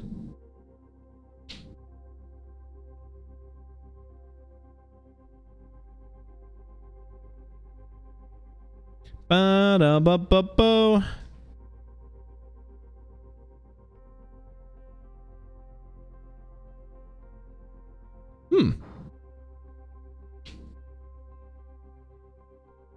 All right, guys, we've got our lineups. We've almost got our lineups. Cooked is going to be running Junker Queen. Switching out for that Hazard, Soldier, and Brig now in the matchup. Looks like we're both going to be running Brig. Going to be locking in with that Mei this game, so we're going to get to see some Mei gameplay as well. Versus the Cassidy. Not board rocking. So Kiri Brig for the backline for not board. So we're gonna be looking at May Soldier DPS lineup on Cooked, and a Queen versus Hazard here. Pretty solid pick from the JQ versus the Hazard. It's gonna be some pretty good value. Did you get rained on? Yeah, it's kind of ripping out there right now. You didn't get too wet, did you? Not as wet as last night. Welcome to the stadium. First up. What did he say? Okay, perfect. Thank you. Thank you. We're on the final match. Final match, or final 2 matches, depending on how this goes. Got it. All right, final lineups. They're running Junker Queen, Soldier 76, May, Brig, and Kiriko versus not boards Hazard, Cassidy, Freya, Brig, and Kiriko. We're gonna see in this next match. All right, starting off on Elios Ruins. Pretty good Freya map too. All right, let's see what we got going on. Hold on to your hard drives, folks. The game is The F word. Now this is going to be a match for the database. All right, ladies and gents, our final lineups for match number 2.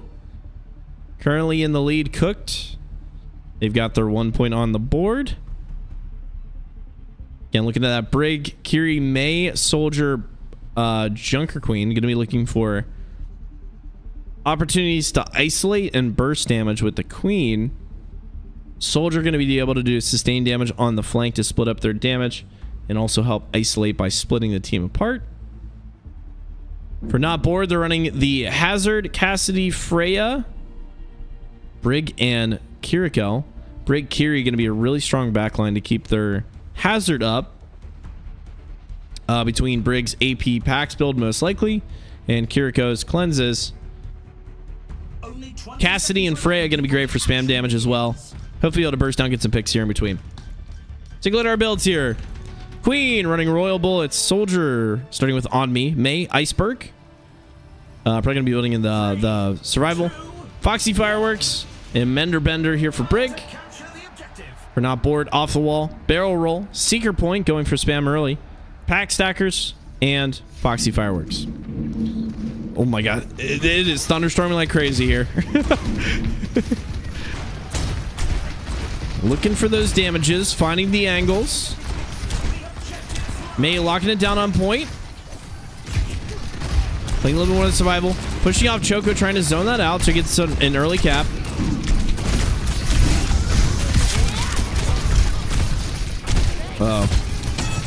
Choco in now.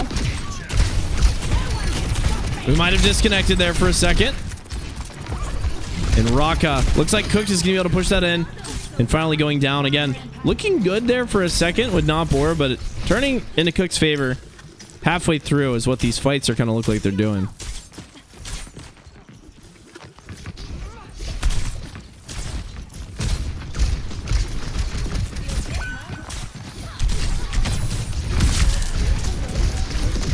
There we go. Wellesley getting a really good early pick here. Knocking Dea out of the fight. Sorry, Curse. Knocking Curse out of the fight. We had a little switch there in the DPS. Bolo shot comes out, trying to pressure. Again, with a little bit more of an advantage here. Dapper going down. Raka knocking him out with the Brig here. And Wellesley finding another pick in the Raka for that aggressive play. Hazard using the ultimate. Choco not able to find the pick here. This VX1 knocks out Wellesley, and Choco finally going down. And again, this is kind of what we've been seeing, like the pattern in these games is that the fights start out pretty good for not board, and then the sustain happens. They're able to clap back after all those resources are gone. They're not able to capitalize on those picks, and then Cooked kind of runs them over in these fights. So it looks like kind of a resource type kind of issue right now. Yeah, Choco going down, trying to get a last-ditch effort here. Map 1. As Queen pops out the ultimate, gets the ante, knocks it out. as Cooked takes on the W. Round 1, match 2. Looking pretty good. All right, again, here are our builds if you guys are interested. Round 2, we're going to be seeing the second build of powers here. I think with not bored, I think they just need a little bit of wind in their sails here. It's looking like they're starting to play a little bit more passive than they should be. They're kind of worried about these plays, and I think if they get a little bit of confidence behind them, they just need maybe like one round to really get that wind in their sails, and I can see them pulling this back because the fights are actually surprisingly close. It's just Cooked always pulls out ahead right at the end there, and I think a little bit of confidence, a little bit more coordination in how they're addressing these targets, because it's like they get a pick randomly, you know, like just skill shot, whatever it is, they'll get the pick, and then it seems like we're confused about what to do next. And I think if they can really focus on that step 2 of the team fight after we get a pick, they're gonna get that. And I think a little bit of confidence is what, because it's like people are hesitant about pushing and capitalizing on that, and if we get a little bit of wind in our sails, I think Not Bored can bring this back to tie this game up to a 1-1 to bring us into a match number 3. Take a look at our builds here. Queen running the Royal Bullets Twist the Knife. Soldier grabbing Hunker Down. May with the Blizznado for the self-heal. Tuzu for Kiri to have 2 charges of Cleanse. Lindholm Wall Mender Bender for Raka, which is an interesting choice here for Brig. Running packs here on Devil King. Spam for Freya. And the double wall on... Or sorry, the big wall for Choco. And double cleanse on Kiri. Here's the first point. Cooked has pushed in, taking advantage. Choco responding back, reclaiming that space here. VX1 gonna ignore that, try to pressure the backline, falls in the pit. Medetha does get the pick on Devil King though, taking him down 2 as Cooked, again, having no problem just carving through this first fight. Not really much we can do here. It seems like we're struggling here just to win the win some of these early team fights.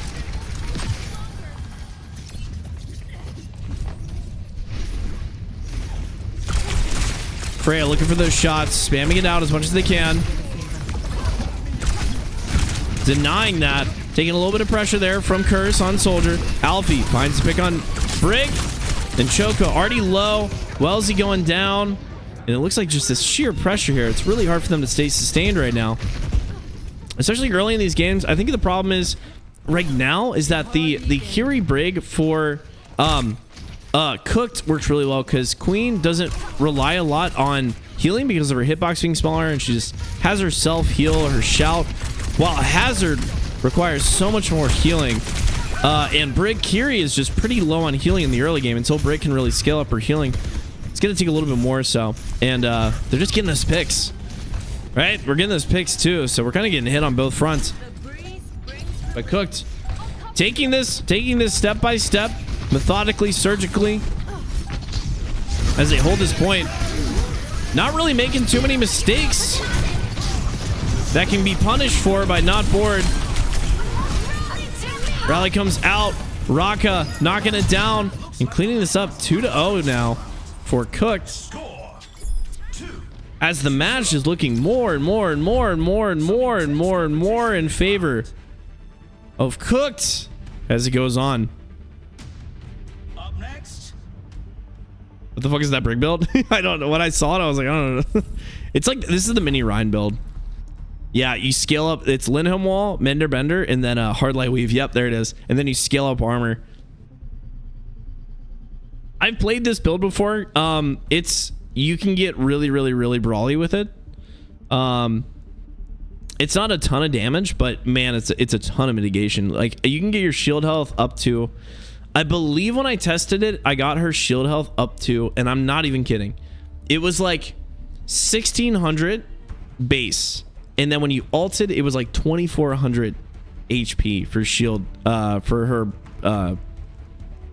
shield. And it's crazy. And then Mender Bender scales, it heals 33% of barrier shield health when you shield bash, and you just keep shield bashing and you just keep healing it. It's crazy. A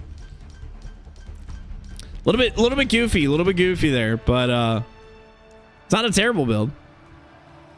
And again, she doesn't really need, I don't think she really needs to heal that much.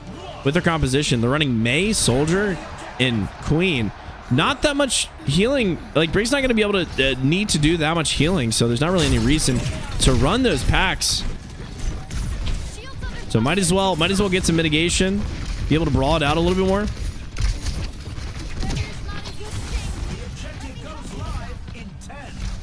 And you see, he's able to rock this giant shield. Plenty of shield health here. And every time you shield bash, it heals that up.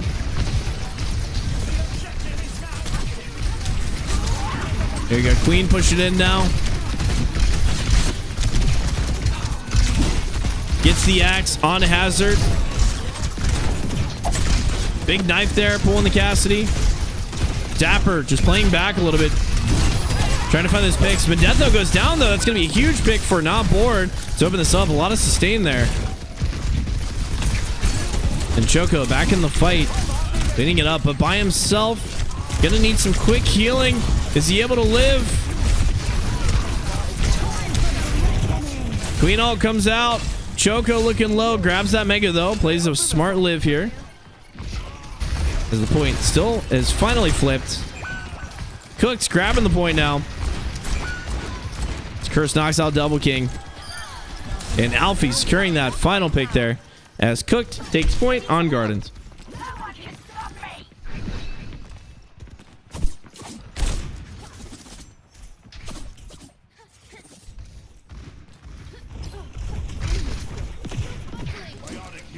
All right, playing a little bit more aggressive here. They're trying to wait for the rotate to see where they're playing. Now that they kind of got an indication.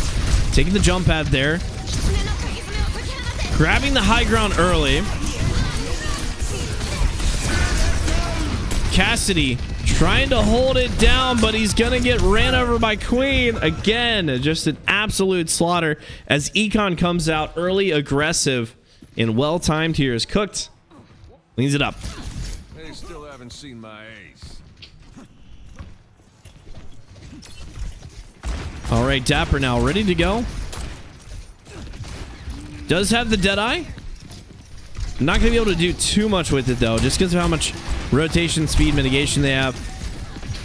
Gonna have to find a really good opportunity to zone this out. Maywell comes out. Freeze comes out as well. Big freeze here.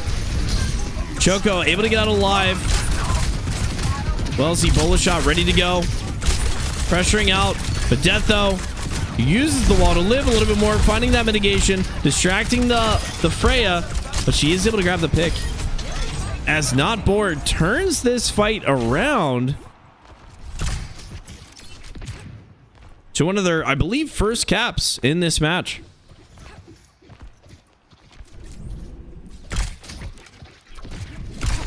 All right, Not Bored. Not sitting on too much econ. Queen ult almost ready to go here from Cooks. They do have Cleanse, though. Not Bored has Cleanse for that, so even if they do hit a big one, should be able to deny it pretty easily here. Walls out. Queen looking for an opportunity.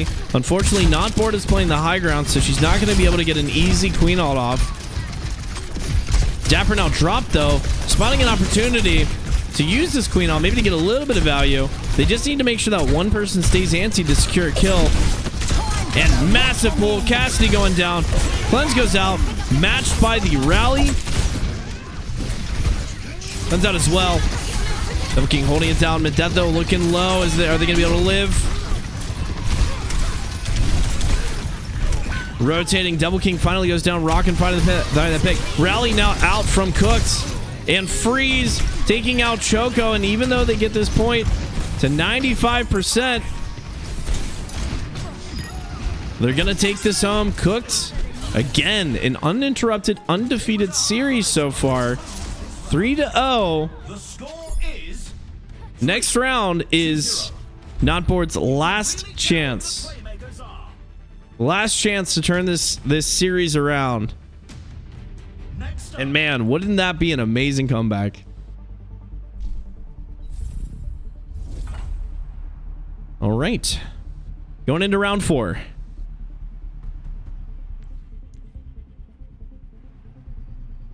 We'll let these go through a little bit. Looking tough out there, boys. Looking tough.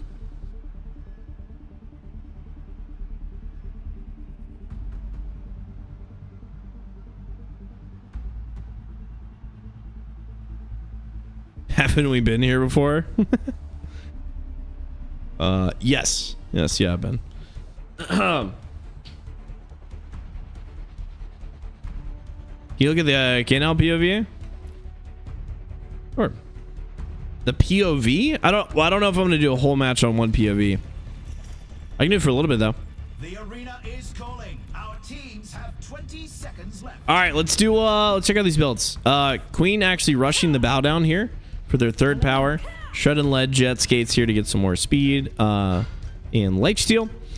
Curse grabbing that vanadium injection as always with this. May going into the full survival build with divine intervention, Bliznado, iceberg, snowball, flight.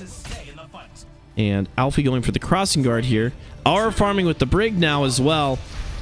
And Devil King going into the backs build. We got walls for Hazard here as well. All right. Round 4, Elios Ruins.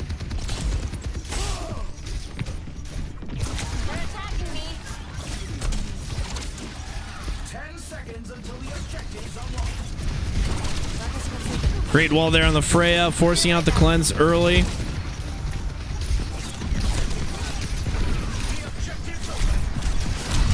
Crushing out that Queen. Axe comes out. Early cleanse. Knocks out VX1. Not bored with the early lead, but loses Velcy. As Choco takes that advantage, takes that space. As we see, not bored with the first cap here. Staggering out Cooked. And forcing the next fight to come up. So again, all it takes is a little bit of wind in their sails to get this thing rolling back.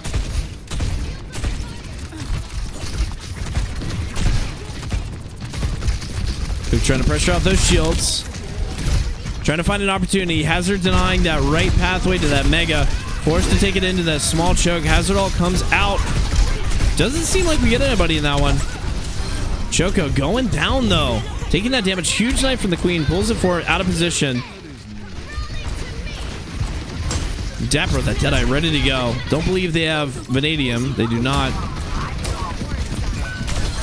And knocks that shot there. Getting Raka out of the fight. But Cooked is going to be able to roll this one back. Finally capping the point. 69%. Nice. On not board. And when he's not flipped. Cook now owning the point. Really could take this into last fight territory. If not board is able to win the fight, cap the point and kind of stagger that out, they could be able to grab this round. But Cook is doing a good job. Alfie hitting the double shot there. Dapper having no chance to react.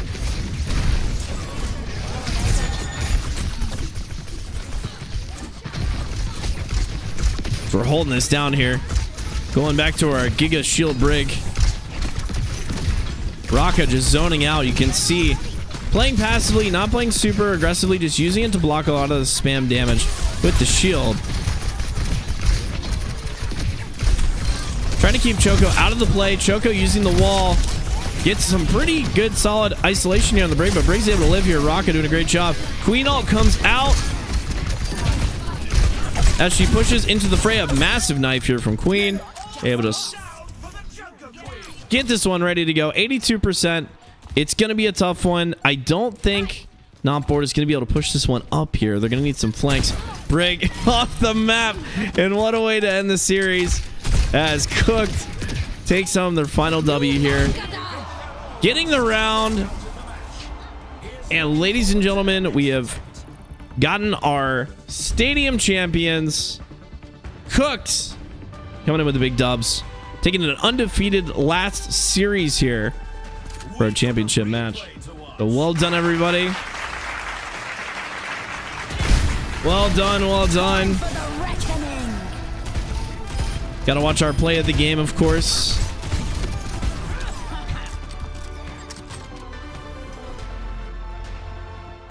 And coming into our final match, the undefeated, actually, you know what, very appropriate.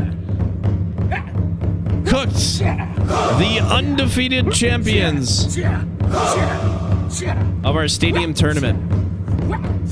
Presented by Stadium Builds.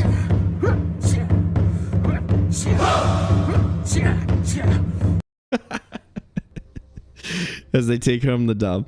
All right, guys, that is the end of the Stadium Arena tournaments. They are going to be live again. So next month's Stadium Arena tournament is, I believe the signups are open right now. If you guys are interested in signing up and have a team ready to go, or even if you're a solo player and want to get on with the team, I believe there's a whole system to go through on the Discord. Go to the stadiumbuilds.io website. So type in your browser stadiumbuilds.io. Go join their Discord. And there's plenty of information on there about how to join in the Stadium Arena tournament. They're happening, it looks like, every month so far. So next month, May is going to be coming up. Right? I think May is the next one. So you could sign up for that if you guys are interested in joining and competing for the grand prize. Ton of fun here casting. I've had a pleasure casting. I love getting to watch these, break these down a little bit. A lot of fun from the teams. Hopefully with the new patch update, we get a little bit more stability with the custom games, which would be fantastic and so helpful. But we can pray. Fingers crossed. Fingers crossed. The more we play on them, the more they'll be incentivized to fix them. So we do love that. Anyways, that is it, everybody. GG's to both teams. Let's get our payouts going. And GG's to all teams. Thanks for everyone that participated. Thank you guys for participating in it. Thank you, Stadium Builds, for putting it on. Thank you to Neuro, Random, all the people that put this thing together. Thank you guys for making these gears keep turning, so I can just sit here and watch the game and talk about it. It's really convenient for me. All right, so that is it, everybody. We're gonna get out of here because today is technically my off day, so we're gonna bounce out of here. But thank you guys so much for watching. Again, if you are new here, make sure to follow. If you have not followed already, go subscribe on my YouTube, you stinkies.